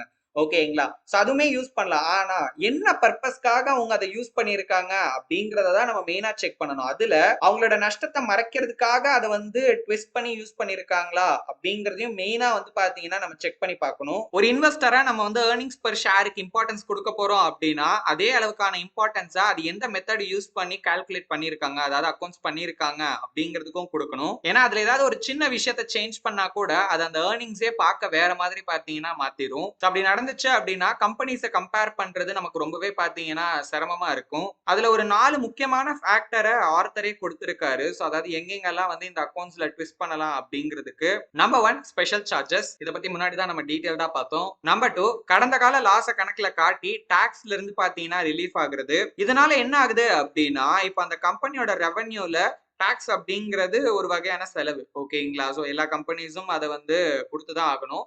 இப்ப வந்து போன வருஷம் ஒரு கம்பெனி வந்து பெரிய லாஸ் சந்திச்சிருக்காங்க அப்படின்னா இன்கம் டாக்ஸ்ல சம்திங் ஏதாவது ஒரு ரூல்ஸ் இருக்குன்னு வச்சுக்கோங்களேன். அவங்களுக்கு ஏதாவது ஒரு சலுகை கிடைக்குது இதன் மூலமா அப்படின்னா அவங்க அந்த லாஸ கணக்குல காட்டுறப்போ இப்ப இந்த வருஷத்தோட ரெவென்யூல இருந்துதான் அவங்க வந்து டாக்ஸ் பே பண்ற மாதிரி இருக்கும். பட் அதுக்கு முன்னாடி போன வருஷத்தோட லாஸ அவங்க கணக்குல காட்டிட்டாங்கன்னா இந்த வருஷம் அவங்க பே பண்ண வேண்டிய டாக்ஸ்ல இருந்து அவங்களுக்கு வந்து பாத்தீங்கன்னா ஏதாவது சலுகை கிடைக்க வாய்ப்பு இருக்கு. அப்படி ஒரு வேலை கிடைச்சதுன்னா இந்த வருஷத்தோட ஏர்னிங்ஸா வந்து பாத்தீங்கன்னா அது வந்து இம்ப்ரூவ் பண்ணும். அதாவது இம்ப்ரூவ் இந்த சென்ஸ் நான் என்ன சொல்ல வரேன்னா ஒரு அமௌண்ட் வந்து கொஞ்சம் அதிகமா காட்டுற மாதிரி இருக்கும். அந்த மாதிரி ஏதாவது டாக்ஸ் ரிலீஃப் அந்த கம்பெனி வந்து அதாவது டாக்ஸ் பெனிஃபிட்னு சொல்லுவாங்க, அது மாதிரி ஏதாவது அந்த கம்பெனிக்கு கிடைச்சிருக்கா அப்படிங்கறதையும் நம்ம மெயினா பார்க்கணும். மூணாவது டில்யூஷன். சோ இதை பத்தி ஆல்ரெடி நம்ம பார்த்திருக்கோம். And last and finally number 4, depreciation method. ஒரு கம்பெனி இந்த டிப்ரிசியேஷனை எப்படி ஹேண்டில் பண்றாங்க அப்படிங்கிறது கூட அந்த கம்பெனியோட ஏர்னிங்ஸை பாதிக்கிறதுக்கான வாய்ப்பு இருக்கு. சோ இந்த டிப்ரிசியேஷன் அப்படிங்கிறது என்னன்னு கேட்டீங்கன்னா ஒரு அசட்டோட வேல்யூ அப்படிங்கிறது காலப்போக்கில் குறைஞ்சிக்கிட்டே வரும். இப்ப அதை அவங்க எப்படி ஹேண்டில் பண்றாங்க அப்படிங்கிறத பார்க்கணும். சோ இப்ப எல்லா கம்பெனிஸ்க்கும் பார்த்தீங்கன்னா அவங்களுக்கு அசட்ஸ் அப்படின்னு இருக்கும். இப்போ உதாரணத்துக்கு ஒரு மேனுஃபேக்சரிங் கம்பெனி இருக்கு அப்படின்னா ஸோ அதுக்கான மிஷினரிஸ் அது எல்லாமே பார்த்தீங்கன்னா கம்பெனிக்கு ஒரு வகையான ஒரு இன்வெஸ்ட்மெண்ட் மாதிரி தான். பட் அது வந்து ஒரு டிப்ரிசியேஷன் அசட்டா இருக்கும். ஸோ வாங்கின ரேட்டை விட ஒரு கம்மியான ரேட்டுக்கு தான் ஒருவேளை அவங்க அதை ரீசேல் பண்ணாங்க அப்படின்னா கூட பார்த்தீங்கன்னா போகும். அந்த மிஷினோட ரேட் அப்படிங்கிறது இன்க்ரீஸ் ஆகாது. ஸோ அப்படி இருக்கிறப்போ அந்த கம்பெனி இந்த அசட்ஸ் எல்லாம் எப்படி ஹேண்டில் பண்றாங்க especially in terms of value. So அதை தான் வந்து பார்த்தீங்கன்னா ஆர்த்தர் இந்த இடத்துல மென்ஷன் பண்ணியிருக்காரு. அதுல 2 மெத்தட் இருக்கு. ஒன்னு வந்து ஸ்ட்ரெயிட் லைன் டிப்ரிசியேஷன், இன்னொன்னு பார்த்தீங்கன்னா accelerated depreciation. இந்த ஸ்ட்ரெயிட் லைன் டிப்ரிசியேஷன் மெத்தட்ல over a period of time வந்து ஈவனா பாத்தீங்கன்னா அந்த காஸ்ட்டை வந்து ஸ்ப்ரெட் பண்ணுவாங்க, பரப்புவாங்க. அதாவது வந்து ஒரே டைம்ல ஃபோக்கஸ்டா பண்ணாம over a period of time கொஞ்சம் கொஞ்சமா பாத்தீங்கன்னா பண்ணுவாங்க. இதனால ப்ராஃபிட் அப்படிங்கிறது வந்து ஹையரா இருக்கிறதுக்கான சான்சஸ் இருக்கு. இப்ப ஆக்சிலரேட்டட் டிப்ரிசியேஷனை பொறுத்த வரைக்கும் ஒரு பாயிண்ட் ஆஃப் டைம்ல வந்து பாத்தீங்கன்னா ரொம்ப ஃபாஸ்டா இதை பண்ணுவாங்க. ஸோ அப்ப என்ன ஆகும்னா நமக்கு வந்து ஷார்ட் டேர்ம்ல அந்த ப்ராஃபிட் அப்படிங்கிறது அந்த பர்டிகுலர் டைம்ல அது எப்ப பண்றாங்களோ அப்ப வந்து அது குறையறதுக்கான வாய்ப்பு இருக்கு. உதாரணத்துக்கு ட்ரான்கோ அப்படிங்கிற கம்பெனி 1970ல அவங்களோட ஏர்னிங்ஸ் பர் ஷேர் பாத்தீங்கன்னா 20% வந்து இன்க்ரீஸ் ஆகிருக்கு. அப்படி என்ன ரீசன் இந்த அளவுக்கு இன்க்ரீஸ் ஆகுறதுக்கு அப்படின்னு பார்த்தா வேற ஒன்றும் இல்லை. அவங்க இந்த டிப்ரிசியேஷன் மெத்தடை வந்து பார்த்தீங்கன்னா சேஞ்ச் பண்ணியிருக்காங்க. அதாவது இதுக்கு முன்னாடி அவங்க வந்து ஆக்சிலரேட்டட் டிப்ரிசியேஷன் மெத்தட்ல பண்ணிட்டு இருந்த விஷயத்த இப்ப வந்து ஸ்ட்ரெயிட் லைன் டிப்ரிசியேஷன் மெத்தடுக்கு மாத்தினதுனால தான் பாதிக்கும் மேல அந்த ஏர்னிங்ஸ் வந்து இம்ப்ரூவ் ஆகுறதுக்கு முக்கியமான காரணம் அப்படின்னு ஆர்த்தர் சொல்றாரு. இது இல்லாம வேற சில ஃபேக்டர்ஸ் அப்படின்னு நம்ம பாக்குறப்போ ரிசர்ச் அண்ட் டெவலப்மெண்ட்டுக்கு எவ்வளவு காஸ்ட் ஆகுது, ஸோ அதை வந்து அவங்க எப்படி நோட் பண்றாங்க, அதை எப்படி அவங்க மானிட்டர் பண்றாங்க. அடுத்தது இன்வென்ட்ரி வேல்யூவேஷன் அப்படின்னு சொல்லுவாங்க. ஸோ அதுல வந்து ரெண்டு விஷயம் இருக்கு. ஒன்னு வந்து FIFO, இன்னொன்னு வந்து LIFO. இந்த FIFO அப்படிங்கிறத ஃபர்ஸ்ட் இன் ஃபர்ஸ்ட் அவுட் அப்படின்னு சொல்லுவாங்க. அது இது வந்து அந்த கம்பெனியோட ஆரம்ப காலங்கள்ல வாங்கின ஒரு இன்வென்ட்ரினா இந்த மிஷின்ஸ் அந்த மாதிரின்னு வச்சுக்கோங்களேன். ஸோ அதுல இப்போ ஓல்டு ப்ராடக்ட் இருக்கு, ஐ மீன் அந்த ஒரு மிஷினரி இருக்கு அப்படின்னா அதை அந்த கம்பெனி வந்து ஒரு சீப்பான ரேட்டுக்கு வாங்கியிருப்பாங்க. ஸோ அதை வந்து ஃபர்ஸ்ட் செல் பண்ணுவாங்க. அதான் ஃபர்ஸ்ட் இன் ஃபர்ஸ்ட் அவுட். சரிங்களா? ரொம்ப பழைய மிஷின்ஸை இது பண்ணி புதுசா மாடர்னா அவங்க வந்து ரீப்ளேஸ் பண்ணுவாங்க. அப்படி பண்றப்போ அவங்களுக்கு வந்து அந்த இடத்துல ஹையர் ப்ராஃபிட் இருக்க வாய்ப்பு இருக்கு. ஏன்னா என்னதான் ஒரு இன்வென்ட்ரி ஒரு டிப்ரிசியேஷன் அசட்டா மேபி இருந்தாலும் கூட இப்போ ஒரு 20 வருஷம் கழிச்சு அவங்க செல் பண்றாங்கன்னு வச்சுக்கோங்களேன். இப்போ அந்த மிஷின்ல யூஸ் பண்ணி இருக்கிற அயனா இருக்கட்டும், வேற ஏதாவது பொருளா இருக்கட்டும், மேபி அதுல வந்து எலக்ட்ரிக்கல் ஒர்க்ஸ் எல்லாமே இருக்கலாம். சரிங்களா? அந்த ஒயர்ல இருக்க காப்பர் இதோட மதிப்பெல்லாம் பாத்தீங்கன்னா அதே டைம் பீரியட்ல இன்க்ரீஸ் ஆகிருக்கும். ஓகேங்களா? ஸோ அதனால அவங்களுக்கு வந்து ஒரு ஹை ப்ராஃபிட் கிடைக்கிறதுக்கான சான்சஸ் இருக்கு. பிளஸ் வந்து இப்ப நியூ டெக்னாலஜிக்கும் அவங்க வந்து அடாப்ட் பண்ணிக்கலாம். ஸோ அதை அவங்க ஃபாலோ பண்ணலாம். இல்ல LIFO அப்படிங்கிறது லாஸ்ட் இன் ஃபர்ஸ்ட் அவுட். அதாவது இப்ப ரீசெண்டா இருக்கிறத பாத்தீங்கன்னா செல் பண்ணுவாங்க. பட் அது எதுக்கு பண்ணுவாங்கன்னு எனக்கு சுத்தமா ஐடியா கிடையாது. இந்த இன்வென்ட்ரியை பொறுத்த வரைக்கும் இப்ப ரீசெண்டா இருக்கனால இது எக்ஸ்பென்சிவா இருக்கும். பட் இருந்தாலும் இதுல ப்ராஃபிட்டும் கம்மியா இருக்கும். ஸோ இந்த இன்வென்ட்ரியை பொறுத்த வரைக்கும் இது எக்ஸ்பென்சிவா இருக்கும். பிளஸ் இதை செல் பண்ணாலும் உங்களுக்கு பெருசா ப்ராஃபிட் இருக்காது. இதுல இருக்கிற ஒரே ஒரு பெனிஃபிட் என்ன அப்படின்னா டாக்ஸ்ல மேபி அவங்களுக்கு ஏதாவது வந்து பெனிஃபிட் கிடைக்கிறதுக்கான வாய்ப்பு இருக்கு. அடுத்தது இப்ப அக்கௌண்ட்ஸ்ல ஏதாவது ஒரு சின்ன டிஃபரன்ஸ் வருது அப்படின்னா அதுக்கு ரொம்பவே நம்ம வந்து ஓவர் ரியாக்ட் பண்ணவே கூடாது. டோ கெமிக்கல்ஸ் அப்படிங்கிற ஒரு கம்பெனில ஏர்னிங்ஸ் எல்லாம் பாத்தீங்கன்னா வெறும் ஒரு 21 சென்ட்ஸ் தான் வந்து சேஞ்ச் ஆகியிருக்கு. அதுவே பாத்தீங்கன்னா அந்த காலத்துல ஒரு பெரிய விவாத பொருளா மாறி அந்த கம்பெனியோட ப்ராஃபிட் growth வந்து 9% இருந்தது 4.5%க்கு போய் அதுதான் ஒரு காரணம், அந்த 21 சென்ட்ஸ் டிஃபரன்ஸ் தான் காரணம் அப்படின்னு இன்வெஸ்டர்ஸ் எல்லாம் நம்பி அது ஒரு பெரிய விஷயமா பாத்தீங்கன்னா பேசிக்கிட்டு இருந்தாங்க. கிரஹம் இதை முட்டாள்தனமானது அப்படின்னு சொல்றாரு. ஏன்னா இந்த மாதிரியான சின்ன சின்ன சேஞ்சஸ் அப்படிங்கிறது கம்பெனியோட லாங் டேர்ம் வேல்யூயோ இல்ல அந்த கம்பெனியோட ஏர்னிங்ஸ் பெர் ஷேரையோ பெரிய அளவுல பாதிக்குமா அப்படின்னு கேட்டீங்கன்னா அதுக்கான வாய்ப்பு ரொம்ப கம்மியா தான் இருக்கு. இது கொஞ்சம் முரணா இருக்க மாதிரி தான் இருக்கும். ஏன்னா ஒரு பக்கம் பாத்தீங்கன்னா சின்ன சின்ன விஷயங்களுக்குமே நம்ம வந்து ஃபோக்கஸ் பண்ணணும் அப்படின்னு சொல்றாங்க. இன்னொரு பக்கம் இந்த மாதிரியான சின்ன சின்ன சேஞ்சஸ் வந்து நமக்கு பெருசா எந்த இம்பாக்டையும் கிரியேட் பண்ணாது அப்படின்னு சொல்றாங்க. இதை நம்ம எப்படி எடுத்துக்கலாம் அப்படின்னா கம்பெனிஸ் பாயிண்ட் ஆஃப் வியூல அந்த மாதிரியான ஒரு சின்ன சின்ன விஷயங்களை வச்சுதான் அவங்க வந்து மக்களை ஏமாத்துறதுக்கான, அதாவது வந்து ஒரு பொய்யை வந்து கட்டமைக்கிறதுக்கான வாய்ப்பு நிறைய இருக்கு. ஸோ அதெல்லாத்தையுமே நம்ம வந்து கவனம் கொடுத்து பார்க்கணும் அப்படிங்கறத ஆர்த்தர் ஃபர்ஸ்ட் சொல்ல வராரு. இன்னொரு பக்கம் இப்போ ஆல்ரெடி இருக்கிற ஒரு டேட்டால ஒரு சேஞ்சஸ் வருதுன்னா என்ன ரீசனால அது வருது அப்படிங்கறதையும் நம்ம பார்க்கணும். ஒரு நார்மலான வேல்யூ சேஞ்சஸ் அப்படின்னா அதை நம்ம ஒன்றும் பெருசா வந்து பாத்தீங்கன்னா கேர் பண்ணணுங்கிற அவசியம் இல்லை. அப்கோர்ஸ் அதுக்கான ரீசனை நம்ம தெரிஞ்சுக்கணும். பட் அந்த விஷயத்தினால அந்த கம்பெனியோட எதிர்கால வளர்ச்சிக்கு ஏதாவது பாதிப்பு ஏற்படுமா அப்படின்னு கேட்டீங்கன்னா அப்படி இருக்குமான்னு ஃபர்ஸ்ட் நம்ம ஸ்டடி பண்ணி பார்க்கணும். இருந்துச்சு அப்படின்னா அதுக்கு ஏத்த மாதிரி நம்ம ரியாக்ட் பண்ணலாம். இல்ல அப்படின்னா அதை நம்ம வந்து பெரிய விஷயமா எடுத்துக்கவே வேணாம். அடுத்து ஒரு ரியல் எக்ஸாம்பிள் பார்க்கலாம். நார்த் வெஸ்ட் இண்டஸ்ட்ரி அப்படிங்கிற ஒரு கம்பெனி 1970ல $264 மில்லியன் பாத்தீங்கன்னா லாஸ் அப்படின்னு அறிவிச்சாங்க. இதுல கிட்டத்தட்ட $200 மில்லியன் அவங்க என்ன பண்ணிருக்காங்கன்னா அந்த கம்பெனியோட பிசினஸே பாத்தீங்கன்னா செல் பண்ணி அவங்க எம்ப்ளாயிஸ்க்கு கொடுத்திருக்காங்க. சோ மீதி இருக்கிற அமௌண்ட் அந்த லாஸ் அப்படிங்கிறது அந்த கம்பெனியோட ஷேர் வேல்யூ குறைஞ்சதுனால வந்தது. கிட்டத்தட்ட ஒரு ஷேருக்கு $35 பாத்தீங்கன்னா அவங்க வந்து லாஸ் பண்ணியிருக்காங்க. அந்த டைம்ல இருந்து அந்த ஸ்டாக்கோட வேல்யூவை விட பாத்தீங்கன்னா இது 2 மடங்கான லாஸ் அப்படின்னு ஆர்த்தர் சொல்றாரு. இருந்தாலும் இந்த லாஸ் அவங்க காட்டி அடுத்த 5 வருஷத்துக்குள்ள அவங்க சம்பாதிக்கிற கிட்டத்தட்ட ஒரு $400 மில்லியன் அளவுக்கான அமௌண்ட்டுக்கு அவங்க டாக்ஸ பே பண்ணணும் அப்படிங்கிற அவசியமே கிடையாது. ஓகே, அப்போ ஒரு இன்வெஸ்டர் இந்த ஃபியூச்சர் ஏர்னிங்ஸை எப்படிதான் பாக்குறது அப்படின்னு கேட்டீங்கன்னா, அதாவது இந்த டாக்ஸ் சேவிங்ஸ் எல்லாம் அதுல நம்ம இன்க்ளூட் பண்ணணுமா வேணாமா, இல்ல டாக்ஸ் எல்லாம் பே பண்ணதுக்கு அப்புறமும் இருக்கிற அமௌண்ட்டை நம்ம வந்து கால்குலேஷன்ல எடுத்துக்கலாமா அப்படின்லாம் பாத்தீங்கன்னா நமக்கு ஒரு கேள்வி வரும். சோ இதுக்கு கிரஹமோட பதில் என்ன அப்படின்னா, ஃபர்ஸ்ட் நார்மலா அந்த கம்பெனியோட ஏர்னிங்ஸ் பவர் என்ன அப்படிங்கறது, அதாவது நார்மல் டாக்ஸ் வச்சு நம்ம வந்து கால்குலேட் பண்ணிடணும் அப்படின்னு ஆர்த்தர் சொல்றாரு. ரெண்டாவது ஸ்டெப்ல தான் இந்த மாதிரி கிடைக்கிற ஏதாவது டெம்பரவரி போனஸ் அதுல நம்ம வந்து ஆட் பண்ணிக்கலாம் அப்படின்னு சொல்றாரு. இப்போ உதாரணத்துக்கு இப்ப இந்த லாஸ் எல்லாம் கணக்குல காட்டி அவங்களுக்கு ஒரு பெனிஃபிட் கிடைக்குது இல்லைங்களா, அதை வந்து ஒரு அடிஷனல் ஃபேக்டரா ஒரு போனஸ் மாதிரி அதுல நம்ம வந்து இன்க்ளூட் பண்ணிக்கலாம். ஃபைனலா டில்யூஷன் அப்படிங்கிற ஃபேக்டருக்குமே நம்ம வந்து இம்பார்ட்டன்ஸ் கொடுக்கணும் அப்படின்னு அவங்க சொல்றாங்க. அதாவது அந்த கம்பெனில ஏதாவது கன்வெர்ட்டபிள் செக்யூரிட்டிஸ் இருக்கா அப்படிங்கறதையும் பார்த்து அதையும் நம்ம வந்து கணக்குல இன்க்ளூட் பண்ணிக்கணும் அப்படின்னு சொல்றாரு. சோ இதெல்லாம் பண்ணி முடிச்சதுக்கு அப்புறம் நம்மளுக்கு அந்த ஆக்சுவல் டேட்டா அப்படிங்கிறது கிடைக்கும். சோ இதை கேட்கறதுக்கு கொஞ்சம் கன்ஃபியூசிங்கா இருக்கிற மாதிரி தான் இருக்கும். பட் இருந்தாலும் இதை புரிஞ்சுக்க வேண்டியது ரொம்ப அவசியம் அப்படின்னு ஆர்த்தர் சொல்றாரு. ஏன்னா நம்ம வந்து இங்க சும்மா ஒரு ஸ்டாக்கை வாங்குவோ விற்கோ வரல. நம்ம பே பண்ற மணிக்கு அதுக்கான வேல்யூ நமக்கு கிடைக்கிறத நம்ம தான் உறுதி செய்யணும். அதை உறுதி செய்யறதுக்கு இந்த விஷயங்கள் எல்லாத்தையுமே நம்ம வந்து ஸ்டடி பண்ணணும். ஏன்னா ஒரு நல்ல ஸ்ட்ராங்கான ஒரு கம்பெனியை ஒரு ஒரு நல்ல ரேட்டுக்கு நம்ம வாங்கிட்டோம் அப்படின்னா அதுல நடக்கிற ஷார்ட் டேர்ம் மூவ்மெண்ட்ஸை பத்தி எல்லாம் நம்ம வந்து கவலைப்படவே தேவையில்லை. இந்த ஷார்ட் டேர்ம்ல நடக்கிற இந்த அக்கௌண்டிங்ஸ்ல நடக்கிற நாய்ஸுக்கும் வந்து நம்ம பெருசா கேர் பண்ணணும் அப்படிங்கிற அவசியமே இல்ல. Use of average earnings. கடந்த காலத்துல எல்லாம் அனாலிசிஸ்டும் இன்வெஸ்டர்ஸும் ஒரு கம்பெனியோட 1 இயர் டேட்டாவை மட்டும் பார்க்காம ஒரு லாங் பீரியடோட ஆவரேஜ் ஏர்னிங்ஸா பாத்தீங்கன்னா ஃபோக்கஸ் பண்ணாங்க. இன்ஃபேக்ட் அதுலதான் அவங்க வந்து அதிக கவனம் கொடுத்துக்கிட்டு இருந்தாங்க. கிட்டத்தட்ட ஒரு 7ல இருந்து 10 வருஷத்துக்கான டேட்டாவை எடுத்து அதோட ஆவரேஜ் வேல்யூவை எடுத்து பார்ப்பாங்க.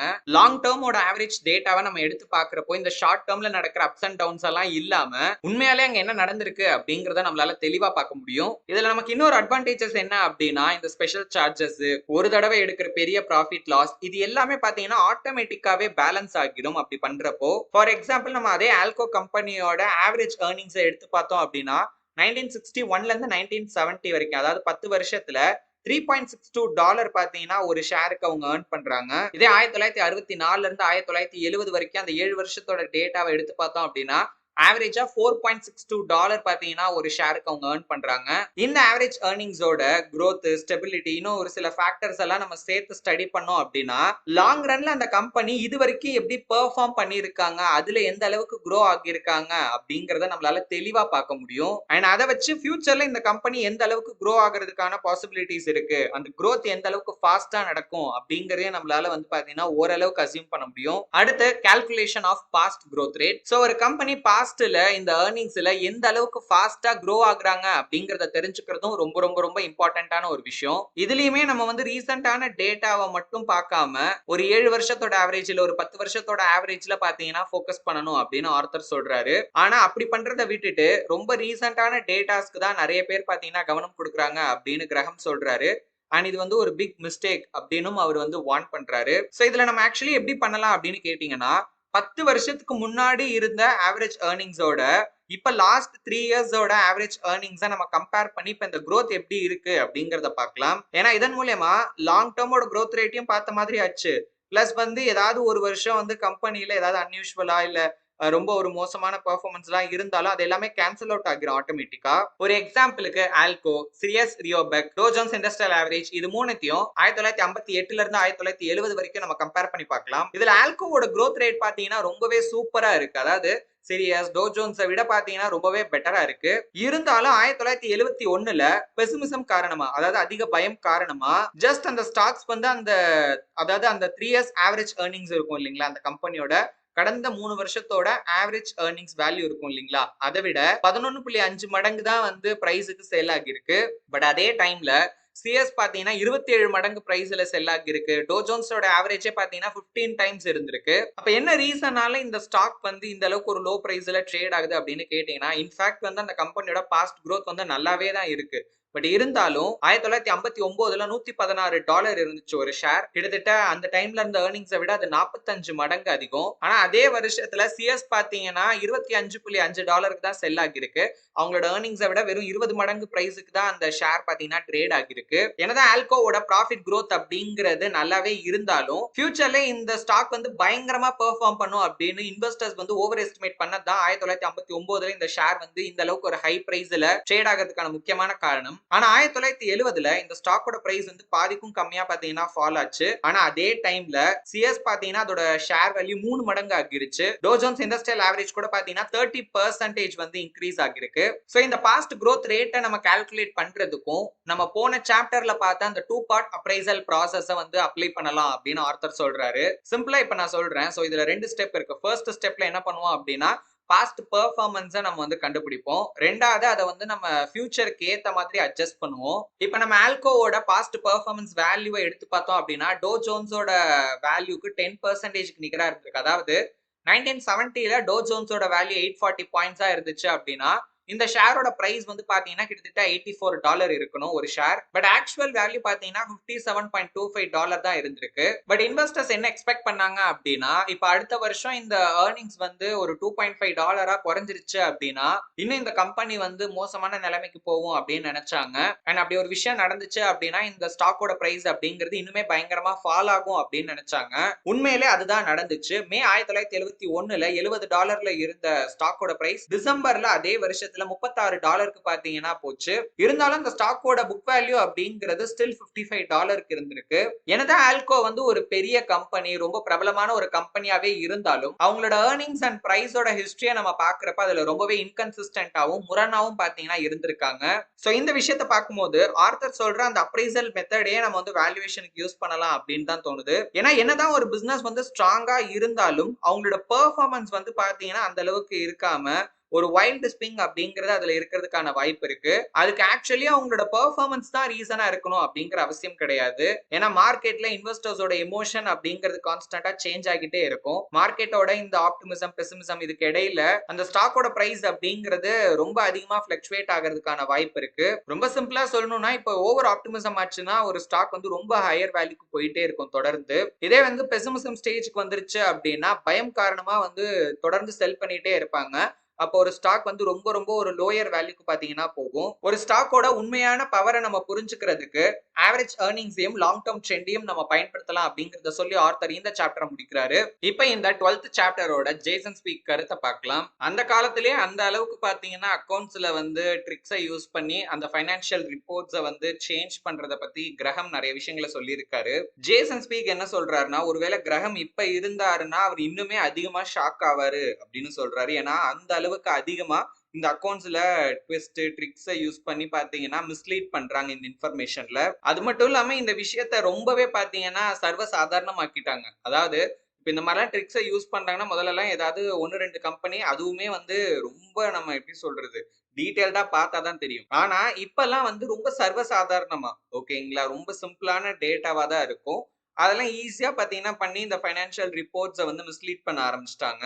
மெயினா இதெல்லாமே அவங்களோட உண்மையான செலவுகளை மறைக்கணும் அப்படிங்கிறதுக்காகவோ, இல்ல அவங்களோட லாஸை வந்து வேற விதமா ப்ரொஜெக்ட் பண்ணணும் அப்படிங்கிறதுக்காகவோ, இல்ல ஒரு ஃபேக்கான ப்ராஃபிட்டை உருவாக்கணும் அப்படிங்கிறதுக்காகவோ தான் மோஸ்ட்லி இதை பண்றாங்க.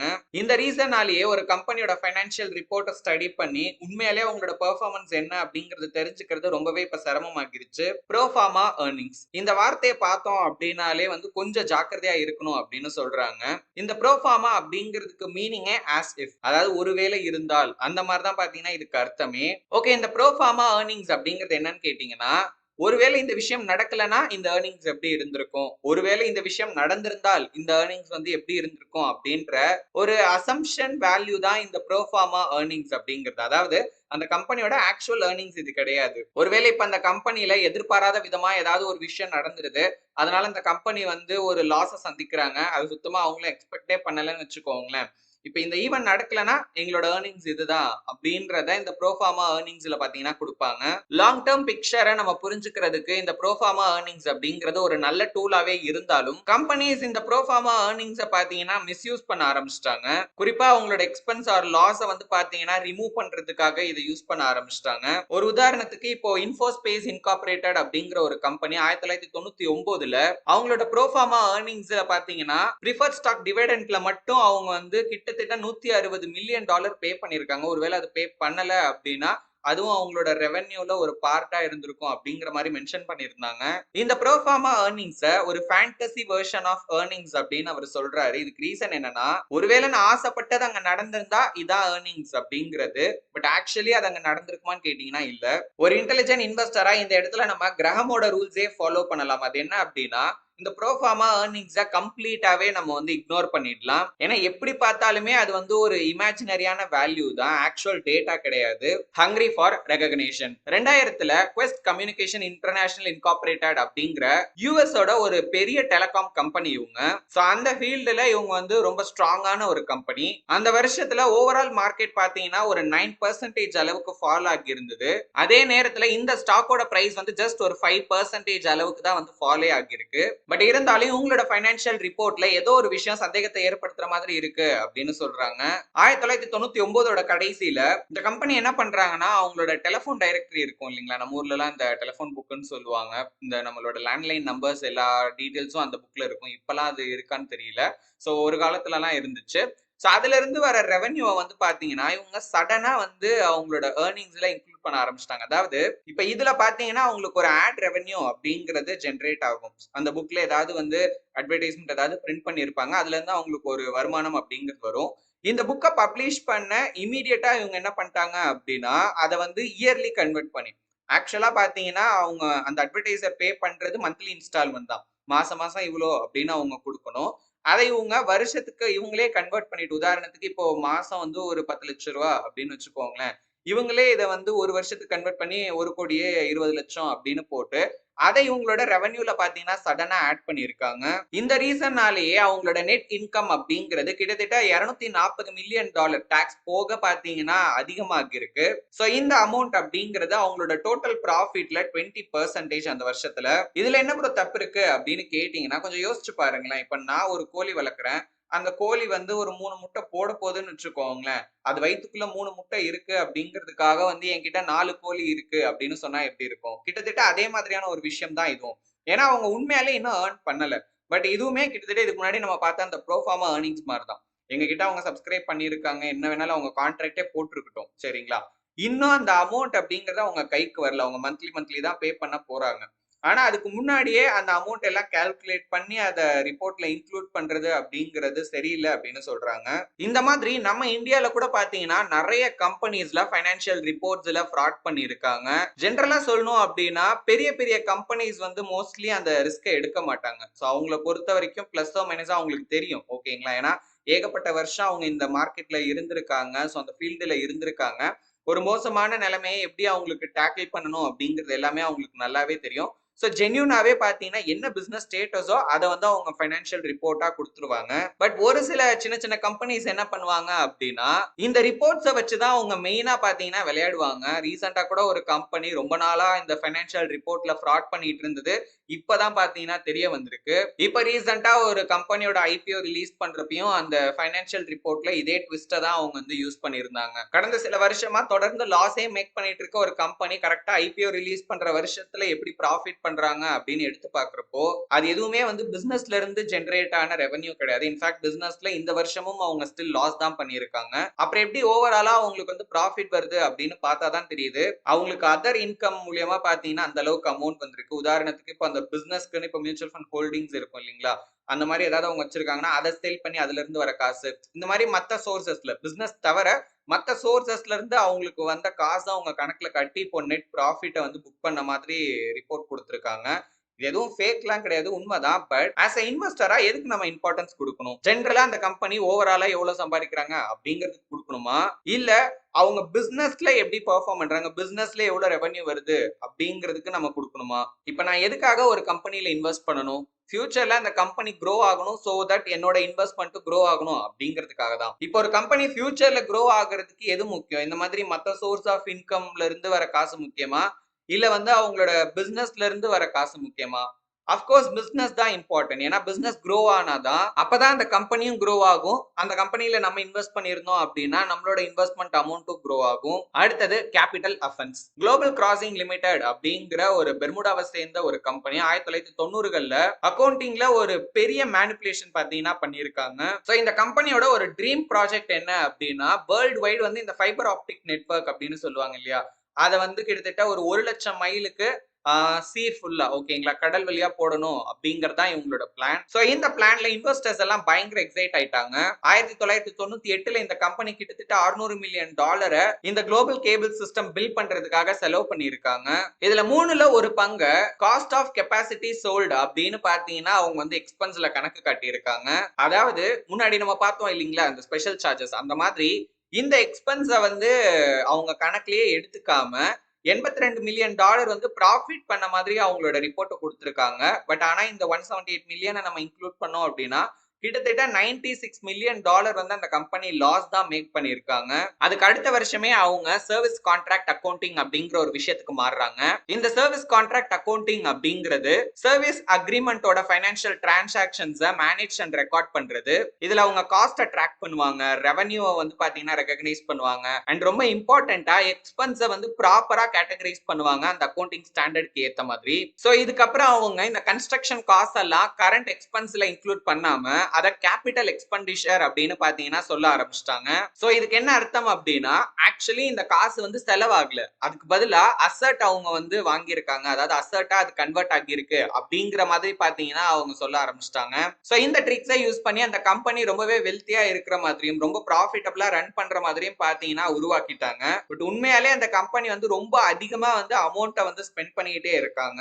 இந்த கேபிட்டல் எக்ஸ்பெண்டிச்சர் அப்படிங்கிறது ஒரு ப்ராப்பரான டூல். ஏன்னா இதுக்கு என்ன அர்த்தம் அப்படின்னு கேட்டீங்கன்னா, இப்போ ஒரு கம்பெனி லாங் டேர்ம் அசட்ஸை அக்வயர் பண்றதுக்கு, மெயின்டைன் பண்றதுக்கு, அப்கிரேட் பண்றதுக்கு செலவு பண்ற அமௌண்ட் தான் இந்த கேபிட்டல் எக்ஸ்பெண்டிச்சர்ல இன்க்ளூட் பண்ணுவாங்க. இந்த கேபிட்டல் எக்ஸ்பெண்டிச்சர் அப்படிங்கிறது கம்பெனியோட ஃபியூச்சர் growthக்கு ரொம்பவே பாத்தீங்கன்னா யூஸ்ஃபுல்லா இருக்கும். பட் குளோபல் கிராசிங்கை பொறுத்த வரைக்கும் இந்த விஷயத்தை அவங்க வந்து மேனிபுலேட் பண்ணியிருக்காங்க. அவங்களோட தினசரி செலவுகளை மறைக்கிறதுக்காக அவங்க வந்து அதை யூஸ் பண்ணியிருக்காங்க.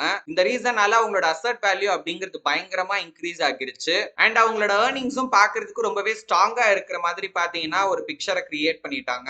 சோ ஒரு இன்டெலிஜென்ட் இன்வெஸ்டரா இப்போ ஒரு கம்பெனி கேபிட்டலைஸ் பண்றாங்க அப்படின்னா என்ன பண்றாங்க, எதுக்காக அதை பண்றாங்க அப்படிங்கறத ரொம்ப டீடைல்டா நம்ம ஸ்டடி பண்ணணும். ஒருவேளை ஏதாவது ஒரு கம்பெனி இந்த குளோபல் கிராசிங் மாதிரி அவங்களோட டெய்லி எக்ஸ்பென்ஸை இந்த மாதிரி கேபிட்டல் எக்ஸ்பெண்டிச்சர் அப்படின்னு மாத்தி இருக்காங்க அப்படின்னா அதை ஒரு ரெட் பிளாகா நம்ம எடுத்துக்கணும், அதாவது அதை ஒரு வார்னிங் சைனா நம்ம எடுத்துக்கணும். சோ இந்த மாதிரியான கம்பெனிஸை பொறுத்த வரைக்கும் நேர்மையா அவங்களோட பெர்ஃபார்மன்ஸ் என்ன அப்படிங்கறத மக்கள் கிட்ட சொல்லணும் அப்படின்ற எண்ணம்லாம் இருக்காது. அதுக்கு பதிலா ஒரு ஆர்டிபிஷியலான ரிப்போர்ட்டை கிரியேட் பண்ணி அதன் மூலமா இன்வெஸ்டர்ஸ் அட்ராக்ட் பண்ணணும் அப்படின்றதுலதான் அவங்க வந்து கவனம் செலுத்துவாங்க.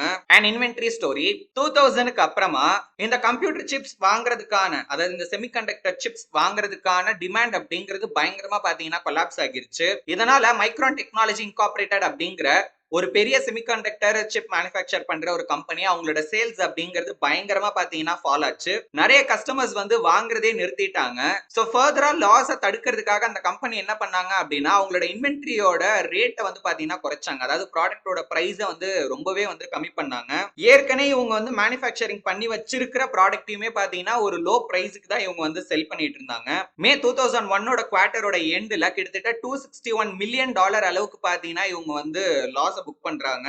மோஸ்ட் ஆஃப் த இன்வெஸ்டர்ஸ் இத வந்து ஒரு ஒன் டைம் லாஸ் மாதிரி தான் பாத்தீங்கன்னா கன்சிடர் பண்ணாங்க. ஏன்னா மார்க்கெட்ல இப்பதான் ரேரா இந்த ஒரு ஈவென்ட் நடக்கிறதா அவங்க வந்து பாத்தீங்கன்னா நினைச்சாங்க. ஆனா இந்த கம்பெனி இதே விஷயத்த தொடர்ந்து 6 குவார்ட்டருக்கு, அதாவது கிட்டத்தட்ட 1.5 வருஷத்துக்கு பாத்தீங்கன்னா தொடர்ந்து பண்ணிக்கிட்டே இருந்தாங்க. இப்ப இந்த இடத்துலதான் உண்மையாலே இது வந்து ஒரு ஒன் டைம் லாஸா, அதாவது திரும்ப திரும்ப நடக்காத ஒரு லாஸா, இல்ல வந்து இது அவங்க பிசினஸோட ஒரு ரெகுலரான ஒரு விஷயமா போயிடுச்சா அப்படிங்கிற ஒரு சந்தேகம் வரும். இந்த இடத்துலதான் ஒரு இன்டெலிஜென்ட் இன்வெஸ்டர் இந்த மாதிரி ஒரு லாஸ் ஒரு கம்பெனி புக் பண்றாங்க அப்படின்னா உண்மையாலே அது வந்து ஒரு ஒன் டைம் ஒரு நான் ரெக்கரிங் லாஸா இல்லையா, இல்ல இது வந்து அவங்க திரும்ப திரும்ப பண்றதுக்கான வாய்ப்பு இருக்கா அப்படிங்கறது எல்லாத்தையுமே டீடைல்டா அனலைஸ் பண்ணணும். ஏன்னா இந்த மாதிரியான டெம்பரவரி ப்ராப்ளம்ஸ் மேபி வந்து ஃபியூச்சர்ல திரும்ப திரும்ப வரதுக்கான வாய்ப்பும் இருக்கு. மைக்ரான்ல அதே விஷயம் தான் நடந்திருக்கு. இந்த பென்ஷன் டைமென்ஷன் 2001ல எஸ்பிசி கம்யூனிகேஷன் இன்கார்பரேட்டட் அப்படிங்கிற கம்பெனி 7.2 பில்லியன் அளவுக்கு நெட் இன்கம் பாத்தீங்கன்னா ரிப்போர்ட் பண்ணிருக்காங்க. அந்த டைம்ல டெலிகாம் இண்டஸ்ட்ரிலாம் ரொம்ப ஒரு டஃப்பான சிச்சுவேஷனை ஃபேஸ் பண்ணிட்டு இருக்கிற அதே டைம்ல இந்த கம்பெனி இந்த அளவுக்கு அதிகமான இன்கம் வந்து பாத்தீங்கன்னா ஜெனரேட் பண்ணிருக்காங்க. பட் உண்மை என்ன அப்படின்னா அந்த எல்லா இன்கமுமே அவங்களோட பிசினஸ் ஆபரேஷன்ல இருந்து வந்தது கிடையாது. கிட்டத்தட்ட அதுல 1.4 பில்லியன் மட்டும், அதாவது அவங்களோட டோட்டல் இன்கம்ல 13% பாத்தீங்கன்னா அவங்களோட பென்ஷன் பிளான்ல இருந்து பாத்தீங்கன்னா வந்திருக்கு. அதாவது கஸ்டமர்ஸ் கிட்ட இருந்து இந்த அமௌண்ட் வரல, அக்கௌண்ட்ஸ்க்காக பென்ஷன் பிளான்ல இருந்து அவங்க எடுத்திருக்காங்க. சோ இது எப்படி ஒர்க் ஆகுது அப்படிங்கறத பார்க்கலாம். எம்ப்ளாயோட ஃபியூச்சர் பெனிஃபிட்காக இந்த கம்பெனி வந்து அவங்களோட பென்ஷன் ஃபண்ட்ல ஒரு குறிப்பிட்ட அமௌண்ட்டை பாத்தீங்கன்னா இவங்க வந்து மேனேஜ் பண்ணிட்டு இருக்காங்க. அதுல அவங்க கிட்ட வந்து மோர் மணி இருக்கு, அதாவது சர்ப்ளஸ் மணி இருக்கு, அதாவது அவங்களோட தேவையை விட அதிகமான மணி இருக்கிறதா அவங்க வந்து கன்சிடர் பண்றாங்க. இந்த சர்ப்ளஸ் கிரியேட் ஆகிறதுக்கான ரீசன் என்ன அப்படின்னா இவங்களோட பென்ஷன் பிளான்ல இவங்க இன்வெஸ்ட் பண்ணியிருக்காங்க இல்லையா, அதுவும் it's a kind of investment மாதிரி தான். ஸோ இந்த ஃபண்ட் மூலியமா அவங்க வந்து இன்ஸ்ட்ருமெண்ட்ஸ்ல பாண்ட்ஸ்லயோ ஸ்டாக்லயோ இன்வெஸ்ட் பண்ணுவாங்க.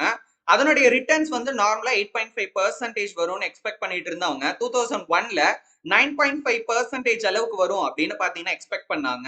சோ ஃபியூச்சர்ல இந்த அளவுக்கு ரிட்டர்ன்ஸ் அதிகமா வரப்போ அந்த இன்வெஸ்ட்மெண்ட் அமௌண்ட் வந்து நிறைய ரிட்டர்ன்ஸ் ஜெனரேட் பண்ணும். சோ அப்ப அந்த இடத்துல கண்டிப்பா நமக்கு சர்ப்ளஸ் மணி இருக்கும் அப்படிங்கிற மாதிரி அவங்க நினைச்சாங்க. இதை நியாயப்படுத்துற விதமா கடந்த 10 வருஷத்துல அவங்களோட ரிட்டர்ன்ஸ் அப்படிங்கிறது 10%க்கும் மேலதான் இருந்திருக்கு அப்படிங்கறத அவங்க சொல்றாங்க. அதாவது இன்டைரக்டா அவங்க என்ன சொல்ல வராங்க அப்படின்னா, இதுக்கு முன்னாடி நாங்க வந்து சூப்பராவே வந்து ரிட்டர்ன்ஸ் ஜெனரேட் பண்ணியிருக்கோம், அதே மாதிரி ஃபியூச்சர்லயும் நாங்க வந்து சூப்பரா வந்து ரிட்டர்ன்ஸ் எடுப்போம் அப்படிங்கறத பாத்தீங்கன்னா அவங்க சொல்றாங்க. பட் அதுலதான் ஒரு பெரிய பிரச்சனையும் ரிஸ்க்கும் இருக்கு. 2001ல இன்ட்ரெஸ்ட் ரேட் வந்து பயங்கரமா ஃபால் ஆச்சு. சோ ஏற்கனவே நம்ம பார்த்திருக்கோம். சோ இந்த மாதிரியான இன்ட்ரெஸ்ட் ரேட் ஃபால்னால சேஃபான இன்ஸ்ட்ருமெண்ட் லைக் வந்து இப்ப பாண்ட்ஸ்ல எல்லாம் அதோட ரிட்டர்ன்ஸ் அப்படிங்கிறது பயங்கரமா கம்மியாகும். இதே நேரத்துல வாரன் பஃபட்டோட பெர்கிஷ் ஹாத்வே பாத்தீங்கன்னா அவங்களோட ரிட்டர்ன்ஸ், அதாவது இந்த பென்ஷன் ஃபண்ட்ல இருந்து வர ரிட்டர்ன்ஸ் பெர்சன்டேஜ கம்மியா பாத்தீங்கன்னா எக்ஸ்பெக்ட் பண்ணிருக்காங்க. ஏற்கனவே வந்து 8.3%ல இருந்தவங்க அதை வந்து 6.5% அவங்க வந்து கம்மி பண்ணிட்டாங்க. இந்த விஷயம்லாம் அவங்களுக்கு முன்னாடியே தெரிஞ்சு இதன் விளைவா 2001ல பெர்கிஷ் பென்ஷன் ஃபண்ட் வந்து 9.8% அளவுக்கு பாத்தீங்கன்னா ப்ராஃபிட் வந்திருக்கு. ஆனா எஸ்பிசியோட பென்ஷன் ஃபண்ட் வந்து 6.9% லாஸ் ஆகிருக்கு. சோ இந்த மாதிரி வெறும் சேல்ஸ் எக்ஸ்பென்ஸ் இந்த ஸ்பெஷல் சார்ஜஸ் அப்படின்னு மட்டும் இல்லாம இந்த மாதிரியான பென்ஷன் ஃபண்ட் மூலியமா கூட அவங்களோட ரிப்போர்ட்ல அவங்க ஏதாவது வந்து ஒரு மேனிபுலேட் பண்றதுக்கான பாசிபிலிட்டிஸ் இருக்கு அப்படின்னு ஜேசன் ஸ்பீக் சொல்றாரு. ஏன்னா இந்த மாதிரியான விஷயங்கள் எல்லாமே ஆர்டிபிஷியலா அந்த கம்பெனியோட ஏர்னிங்ஸ் வந்து அதிகப்படுத்துற மாதிரி பாத்தீங்கன்னா காட்டும். ஆனா உண்மையாலே அந்த ஏர்னிங்ஸ் வந்து எங்க இருந்தெல்லாம் வந்திருக்கு அப்படிங்கறத நம்ம டீடைல்டா அனலைஸ் பண்ணணும். பென்ஷன் ப்ராஃபிட்டை செக் பண்றப்போ ரெண்டு விஷயத்தை முக்கியமா நம்ம செக் பண்ணணும் அப்படின்னு ஜேசன் ஸ்பீக் சொல்றாரு. சோ ஃபர்ஸ்ட் விஷயம் என்ன அப்படின்னா, ஒரு கம்பெனியோட டோட்டல் இன்கமோட 5%க்கும் அதிகமா அவங்களோட நெட் பென்ஷன் பெனிஃபிட் அப்படிங்கிறது இருக்கா அப்படின்னு பார்க்கணும். ஆல்ரெடி நம்ம பார்த்த எக்ஸாம்பிள்ல கிட்டத்தட்ட அந்த கம்பெனியோட டோட்டல் இன்கம்ல 13%க்கும் மேல அமௌண்ட் வந்து அவங்களுக்கு பென்ஷன் ஃபண்ட்ல இருந்து மட்டும் வந்திருக்கு. அந்த மாதிரிலாம் இருக்கா இல்லையா அப்படிங்கறத நம்ம செக் பண்ணணும். இல்ல அப்படின்னா எந்த ப்ராப்ளமும் இல்ல. பட் இருக்கு அப்படின்னா நம்ம அடுத்து என்ன பண்ணணும்னா, ஒருவேளை அந்த பென்ஷன்ல இருந்து வந்த ப்ராஃபிட் வந்து இல்ல அப்படின்னு கன்சிடர் பண்ணிக்கோங்க. இப்ப பேலன்ஸ் இருக்கிற கம்பெனியோட ப்ராஃபிட் வந்து கம்ஃபர்டபிளா இருக்கா, அதை வச்சு அவங்களால சஸ்டைன் பண்ண முடியுமா, growth வந்து எக்ஸ்பெக்ட் பண்ண முடியுமா அப்படிங்கறத ஃபர்தரா நம்ம வந்து செக் பண்ணி பார்க்கணும். இல்ல அதை நம்ம ரிமூவ் பண்ணிட்டோம் அப்படின்னா அந்த கம்பெனி வந்து ரொம்ப வந்து வீக்கா இருக்க மாதிரி இருக்காங்க அப்படின்னா சோ அந்த கம்பெனியை வந்து நம்ம அவாய்ட் பண்ணணும் அப்படின்னு சொல்றாரு. ஏன்னா அந்த பிசினஸ் வந்து அவங்க பிசினஸ்ல ஃபோக்கஸ் பண்றதை விட இந்த மாதிரி மத்த இன்கம் டிபெண்ட் பண்ணி தான் பாத்தீங்கன்னா மெயினா இருக்காங்க. ரெண்டாவது, இந்த பென்ஷன் அசெட்ல இருந்து லாங் டேர்ம்ல அவங்க எவ்வளவு ரேட் ஆஃப் ரிட்டர்ன்ஸ் வந்து எக்ஸ்பெக்ட் பண்றாங்க, அந்த நம்பர்ஸ் வந்து ரியலிஸ்டிக்கா இருக்கா இல்லையா அப்படிங்கறத பார்க்கணும். 2003 வரைக்குமே 6.5%க்கு மேல எவ்வளவு பெர்சன்டேஜ் அவங்க எக்ஸ்பெக்ட் பண்ணாலுமே அது எல்லாமே அன்ரியலிஸ்டிக் அப்படின்னு ஆர்த்தர் சொல்றாரு. அது மட்டும் இல்லாம இந்த ரேட்டை வந்து ஒரு கம்பெனி தொடர்ந்து இன்க்ரீஸ் பண்ணிட்டே வராங்கன்னு வச்சுக்கோங்களேன். முன்னாடி கூட பார்த்தோம் 8.5ல இருந்து 9.5க்கு வந்து ஒரு கம்பெனி சேஞ்ச் பண்ணியிருந்தாங்க. அந்த மாதிரிலாம் வந்து ஏத்துறாங்க அப்படின்னா அதை ஒரு வார்னிங் சைனா நம்ம எடுத்துக்கலாம். ஏன்னா அவங்களோட ஏர்னிங்ஸ் அவங்க வந்து பூஸ்ட் பண்றதுக்காக இதை ஒரு டூலா அவங்க பயன்படுத்துறாங்க அப்படிங்கறத நம்மளால புரிஞ்சுக்க முடியும். கேவியட் இன்வெஸ்டர், இந்த கேவியட் அப்படிங்கிறது ஆக்சுவலி ஒரு லாட்டின் வேர்ட். இதுக்கு அர்த்தம் என்ன அப்படின்னா டு டேக் கேர் ஆஃப் அப்படின்னு சொல்லுவாங்க. ஃபைனான்சியல் மார்க்கெட்ல இந்த கேவியட்க்கு என்ன அர்த்தம் அப்படின்னு கேட்டீங்கன்னா, ஒரு வார்னிங் இல்ல ஒரு நோட்டீஸ் கொடுக்குற மாதிரி. இப்ப நான் ஒரு விஷயம் செய்ய போறேன், ஃபார் எக்ஸாம்பிள் இப்ப நான் ஒரு இன்வெஸ்ட்மெண்ட் பண்ண போறேன் அப்படின்னா அதுக்கு முன்னாடி அதுல இருக்கிற ரிஸ்க பத்தின ஒரு வார்னிங்கோ ஒரு நோட்டீஸோ கொடுக்கறதா கேவிட் அப்படின்னு சொல்லுவாங்க. சோ இந்த அக்கௌண்ட்ஸ்ல நடக்கிற ட்ரிக்ஸ் எல்லாம் நம்ம கண்டுபிடிக்கிறதுக்கு நம்ம ஃபாலோ பண்ண வேண்டிய 3 ரூல்ஸ் பாத்தீங்கன்னா இங்க ஜேசன் ஸ்பீக் கொடுத்திருக்காரு. அதாவது அந்த மாதிரி ஸ்டாக்ஸ் எல்லாம் நம்ம பை பண்ணாம எப்படி எல்லாம் அவாய்ட் பண்ணலாம் அப்படிங்கிறதுக்கு இந்த 3 ரூல்ஸை வந்து நம்ம ஃபாலோ பண்ணலாம். சோ ஃபர்ஸ்ட் ரூல் என்ன அப்படின்னா, ரீட் பேக்வர்ட்ஸ். ஒரு கம்பெனியோட ஆனுவல் ரிப்போர்ட்டை நம்ம ஸ்டடி பண்ண ஆரம்பிக்கிறப்போ லாஸ்ட்ல இருந்து நம்ம ரீட் பண்ணிட்டு வரணும் அப்படின்னு அவர் சொல்றாரு. ஏன்னா ரொம்ப ரொம்ப இம்பார்ட்டன்டான இன்ஃபர்மேஷன் எல்லாத்தையுமே அவங்க வந்து கடைசியில வச்சிருக்கிறதுக்கு தான் வாய்ப்பு நிறைய இருக்கு. சில ரொம்ப ரொம்ப இம்பார்ட்டன்டான டேட்டாவை அந்த ரிப்போர்ட்டோட ஸ்டார்டிங்லேயே கொடுத்துட்டாங்கன்னா நிறைய பேர் அதை மட்டும் பார்த்துட்டு அவ்வளவு பக்கம் பக்கமா இருக்கிற டேட்டாவை யார் பார்க்க போறா அப்படின்னு போயிருவாங்க. அதுவும் இல்லாம அது வந்து கொடுக்கல அப்படின்னு சொல்லக்கூடாது, நாங்க கொடுத்துருக்கோம் அப்படின்னு அவங்க சொல்லணும். பட் ஆனா என்ன பண்ணுவாங்கன்னா அதை உஷாரா வந்து லாஸ்ட்ல வச்சிருக்கிறதுக்கான வாய்ப்பு இருக்கு. சோ அதனால நம்ம அங்க இருந்து தான் ஸ்டார்ட் பண்ணணும் அப்படின்னு அவர் சொல்றாரு. ரெண்டாவது rule, read the food notes. ஒரு கம்பெனியோட ஃபைனான்சியல் ஸ்டேட்மெண்டோட ஃபுட் நோட்ஸை ரீட் பண்ணாம அந்த கம்பெனியோட ஸ்டாக்கை நம்ம பையே பண்ணக்கூடாது அப்படின்னு சொல்றாரு. அதுல குறிப்பா நம்ம செக் பண்ண வேண்டிய ஒரு சில விஷயங்கள் அப்படின்னு பாத்தீங்கன்னா ரெவன்யூ ரெகக்னிஷன். அதாவது ஒரு கம்பெனி அவங்களோட வருமானத்தை எப்போ எப்படி வந்து ரெக்கார்ட் பண்றாங்க அப்படிங்கறத நம்ம பார்க்கணும். இன்வென்ட்ரிஸை எப்படி அவங்க மதிப்பிடுறாங்க, இன்ஸ்டால்மெண்ட் அண்ட் கான்ட்ராக்ட் சேல்ஸ் எந்த அளவுக்கு இருக்கு, மார்க்கெட்டிங் அண்ட் ரிசர்ச் அண்ட் டெவலப்மெண்ட்டுக்கு எப்படி அவங்க எக்ஸ்பென்ஸ் பண்றாங்க, டிப்ரிசியேஷன் மெத்தடா அவங்க எதை ஃபாலோ பண்றாங்க, அவங்க கடன் பத்தின டீடைல்ஸ், ஸ்டாக் ஆப்ஷன்ஸ் அண்ட் மத்த கம்பெனியோட எம்ப்ளாயிஸ்க்கு அவங்க என்னென்ன மாதிரியான காம்பன்சேஷன்லாம் கொடுக்குறாங்க, கஸ்டமர்ஸ் ஆர் இன்சைடர்ஸ் சொல்லுவாங்க, சோ அவங்களுக்குலாம் லோன்ஸ் ஏதாவது ப்ரொவைட் பண்ணிருக்காங்களா, loss reserve or pending liabilities அப்படின்னு ஏதாவது அந்த கம்பெனில இருக்கா அப்படிங்கறதெல்லாம் மெயினா நம்ம செக் பண்ணணும். அதுலயும் குறிப்பா இந்த சில வேர்ட்ஸ், இப்ப நான் சொல்ற வேர்ட்ஸ் எல்லாம் அவங்க யூஸ் பண்ணிருக்காங்கன்னா அங்க இன்னும் நம்ம ரொம்ப கவனமா இருக்கணும். உதாரணத்துக்கு capitalised, deferred, restructuring, changes, however, ஏன்னா இதெல்லாமே வந்து நம்மள ட்விஸ்ட் பண்றதுக்காக இன்க்ளூட் பண்ற வேர்ட்ஸ். இதெல்லாம் யூஸ் பண்றாங்கனாலே ஃப்ராடு, ஏதோ ஏமாத்துறாங்க அப்படின்னு அர்த்தம் கிடையாது. இந்த வேர்ட்ஸ் எல்லாம் யூஸ் பண்ணிருக்காங்கன்னா என்ன பர்பஸ்க்காக யூஸ் பண்ணிருக்காங்கன்றத பார்க்கணும். மேபி வந்து ஏதாவது ஒரு, இப்ப நம்ம ஏற்கனவே ஒரு எக்ஸாம்பிள் பார்த்தோம், ஒரு கம்பெனி வந்து அவங்களோட அக்கௌண்டிங் மெத்தட்ஸை மாத்துறதுக்கு யூஸ் பண்ணிருப்பாங்க அப்படின்னு. அது ஒரு சாதாரண விஷயமா இருந்தாலும் ரிப்போர்ட்ல நம்பர்ஸ்ல பாத்தீங்கன்னா அது ஒரு பெரிய சேஞ்சஸை பாத்தீங்கன்னா கிரியேட் பண்ணிருக்கு. கிரியேட் பண்ணாலும் அந்த நம்பர்ஸ் வந்து ஆக்சுவலி அந்த பிசினஸ் ரெப்ரசென்ட் பண்ணல, அது ஒரு ஆர்டிபிஷியலான வேல்யூவா தான் பாத்தீங்கன்னா இருந்திருக்கு. சோ அந்த மாதிரிலாம் பண்றாங்கன்னா அது ஒரு ரெட் பிளாகா நம்ம எடுத்துக்கணும். தேர்ட் ரூல், ரீட் மோர், அதாவது எஜுகேட் யுவர் செல்ஃப். இதே நம்ம வந்து ஒரு ஆண்டர்பிரைசிங் இன்வெஸ்டர், அதாவது வந்து ஒரு அக்ரெசிவ் இன்வெஸ்டர், நம்ம வந்து டைம் அண்ட் எஃபர்ட் போட தயாரா இருக்கோம் அப்படின்னா இந்த ஃபைனான்சியல் ரிப்போர்ட்டே ரொம்ப டீப்பா அனலைஸ் பண்ண நம்ம வந்து கத்துக்கலாம். சோ அதுக்கு இன்ட்ரெஸ்டடா இருக்கீங்க அப்படின்னா அதுக்கு கிரகமே பாத்தீங்கன்னா 3 புக்கை வந்து ரெஃபர் பண்றாரு. First book Martin Fridson and Fernando Alvarez அப்படிங்கிறவங்க எழுதின ஃபைனான்சியல் ஸ்டேட்மெண்ட் அனாலிசிஸ். ரெண்டாவது Charles Mulford and Eugene Comiskey அப்படிங்கிறவங்க எழுதின ஃபைனான்சியல் நம்பர்ஸ் கேம் அப்படிங்கிற புக். மூணாவது ஹாவர்ட் சில்லட் எழுதின ஃபைனான்சியல் சினானிகன்ஸ் அப்படிங்கிற புக். இது மூணையுமே நம்ம படிச்சோம் அப்படின்னா நிறைய ரியல் மார்க்கெட் எக்ஸாம்பிள்ஸை பாத்தீங்கன்னா இன்க்ளூட் பண்ணியிருப்பாங்க. அதுலயும் கம்பெனிஸ் எப்படி இந்த நம்பர்ஸ்ல மேனிபுலேட் பண்றாங்க, இதெல்லாம் எப்படி வந்து நம்ம கண்டுபிடிக்கிறது அப்படிங்கறத பத்தி டீடைல்டா பாத்தீங்கன்னா அவங்க டிஸ்கஸ் பண்ணிருப்பாங்க. ஒரு இன்டெலிஜென்ட் இன்வெஸ்டர் வெறும் ஒரு கம்பெனி பண்ற ப்ராஃபிட்டை மட்டும் பார்த்து அட்ராக்ட் ஆகி அந்த கம்பெனில இன்வெஸ்ட் பண்ணாம அந்த ப்ராஃபிட் அவங்க எப்படி ஜெனரேட் பண்றாங்க, அதுக்கு பின்னாடி என்னென்ன ரீசன்ஸ் இருக்கு, அந்த ஃபைனான்சியல் ரிப்போர்ட் எல்லாத்தையுமே டீடைல்டா டெப்தா அனலைஸ் பண்ணிட்டு தான் அந்த கம்பெனில இன்வெஸ்ட் பண்றத பத்தியே யோசிப்பாங்க அப்படிங்கறத சொல்லி இந்த சாப்டர் முடிக்கிறாங்க. நீங்க ட்ரேடிங் ஆர் இன்வெஸ்ட்மெண்ட் பண்ண இன்ட்ரெஸ்டடா இருக்கீங்க, பட் எங்க இருந்து ஸ்டார்ட் பண்ணணும் அப்படிங்கிறது தெரியல அப்படின்னாலும் சரி, இல்ல எப்படி ஸ்டார்ட் பண்ணணும் அப்படிங்கிறது தெரியல அப்படின்னாலும் சரி, இல்ல ப்ராப்பரா லேர்ன் பண்ணிட்டு அதுக்கப்புறம் பண்ணணும் அப்படிங்கிற ஐடியால இருக்கீங்க அப்படின்னாலும் சரி, கவலையே படாதீங்க. கீழ டிஸ்கிரிப்ஷன்ல கொடுத்திருக்க கூகுள் ஃபார்மை ஃபில் பண்ணுங்க, நாங்க உங்களுக்கு சப்போர்ட் பண்றோம். நம்மளோட அடுத்த வீடியோல சாப்டர் 13 பத்தி டீடைல்டா பார்க்கலாம். சோ அந்த வீடியோ மிஸ் பண்ணாம பார்க்க மறக்காம சேனலை சப்ஸ்கிரைப் பண்ணி பக்கத்துல இருக்க பெல் ஐகானையும் பிரஸ் பண்ணி வச்சுக்கோங்க. அப்பதான் நாங்க வீடியோஸ் அப்லோட் பண்ண உடனே உங்களுக்கு நோட்டிபிகேஷன் வரும். இந்த வீடியோல நாங்க சொன்ன விஷயங்கள்லாம் உங்களுக்கு யூஸ்ஃபுல்லா இருந்துச்சுன்னு தோணுச்சு அப்படின்னா வீடியோ மறக்காம லைக் பண்ணுங்க. அண்ட் இன்வெஸ்ட்மெண்ட்ல இன்ட்ரெஸ்ட் இருக்க உங்க ஃப்ரெண்ட்ஸ்க்கும் இந்த வீடியோ மறக்காம ஷேர் பண்ணுங்க. தேங்க்யூ ஃபார் வாட்சிங். இன்னும் நம்ம கத்துக்க நிறைய விஷயங்கள் இருக்கு. சோ அடுத்த வீடியோல பார்க்கலாம். until then stay tuned.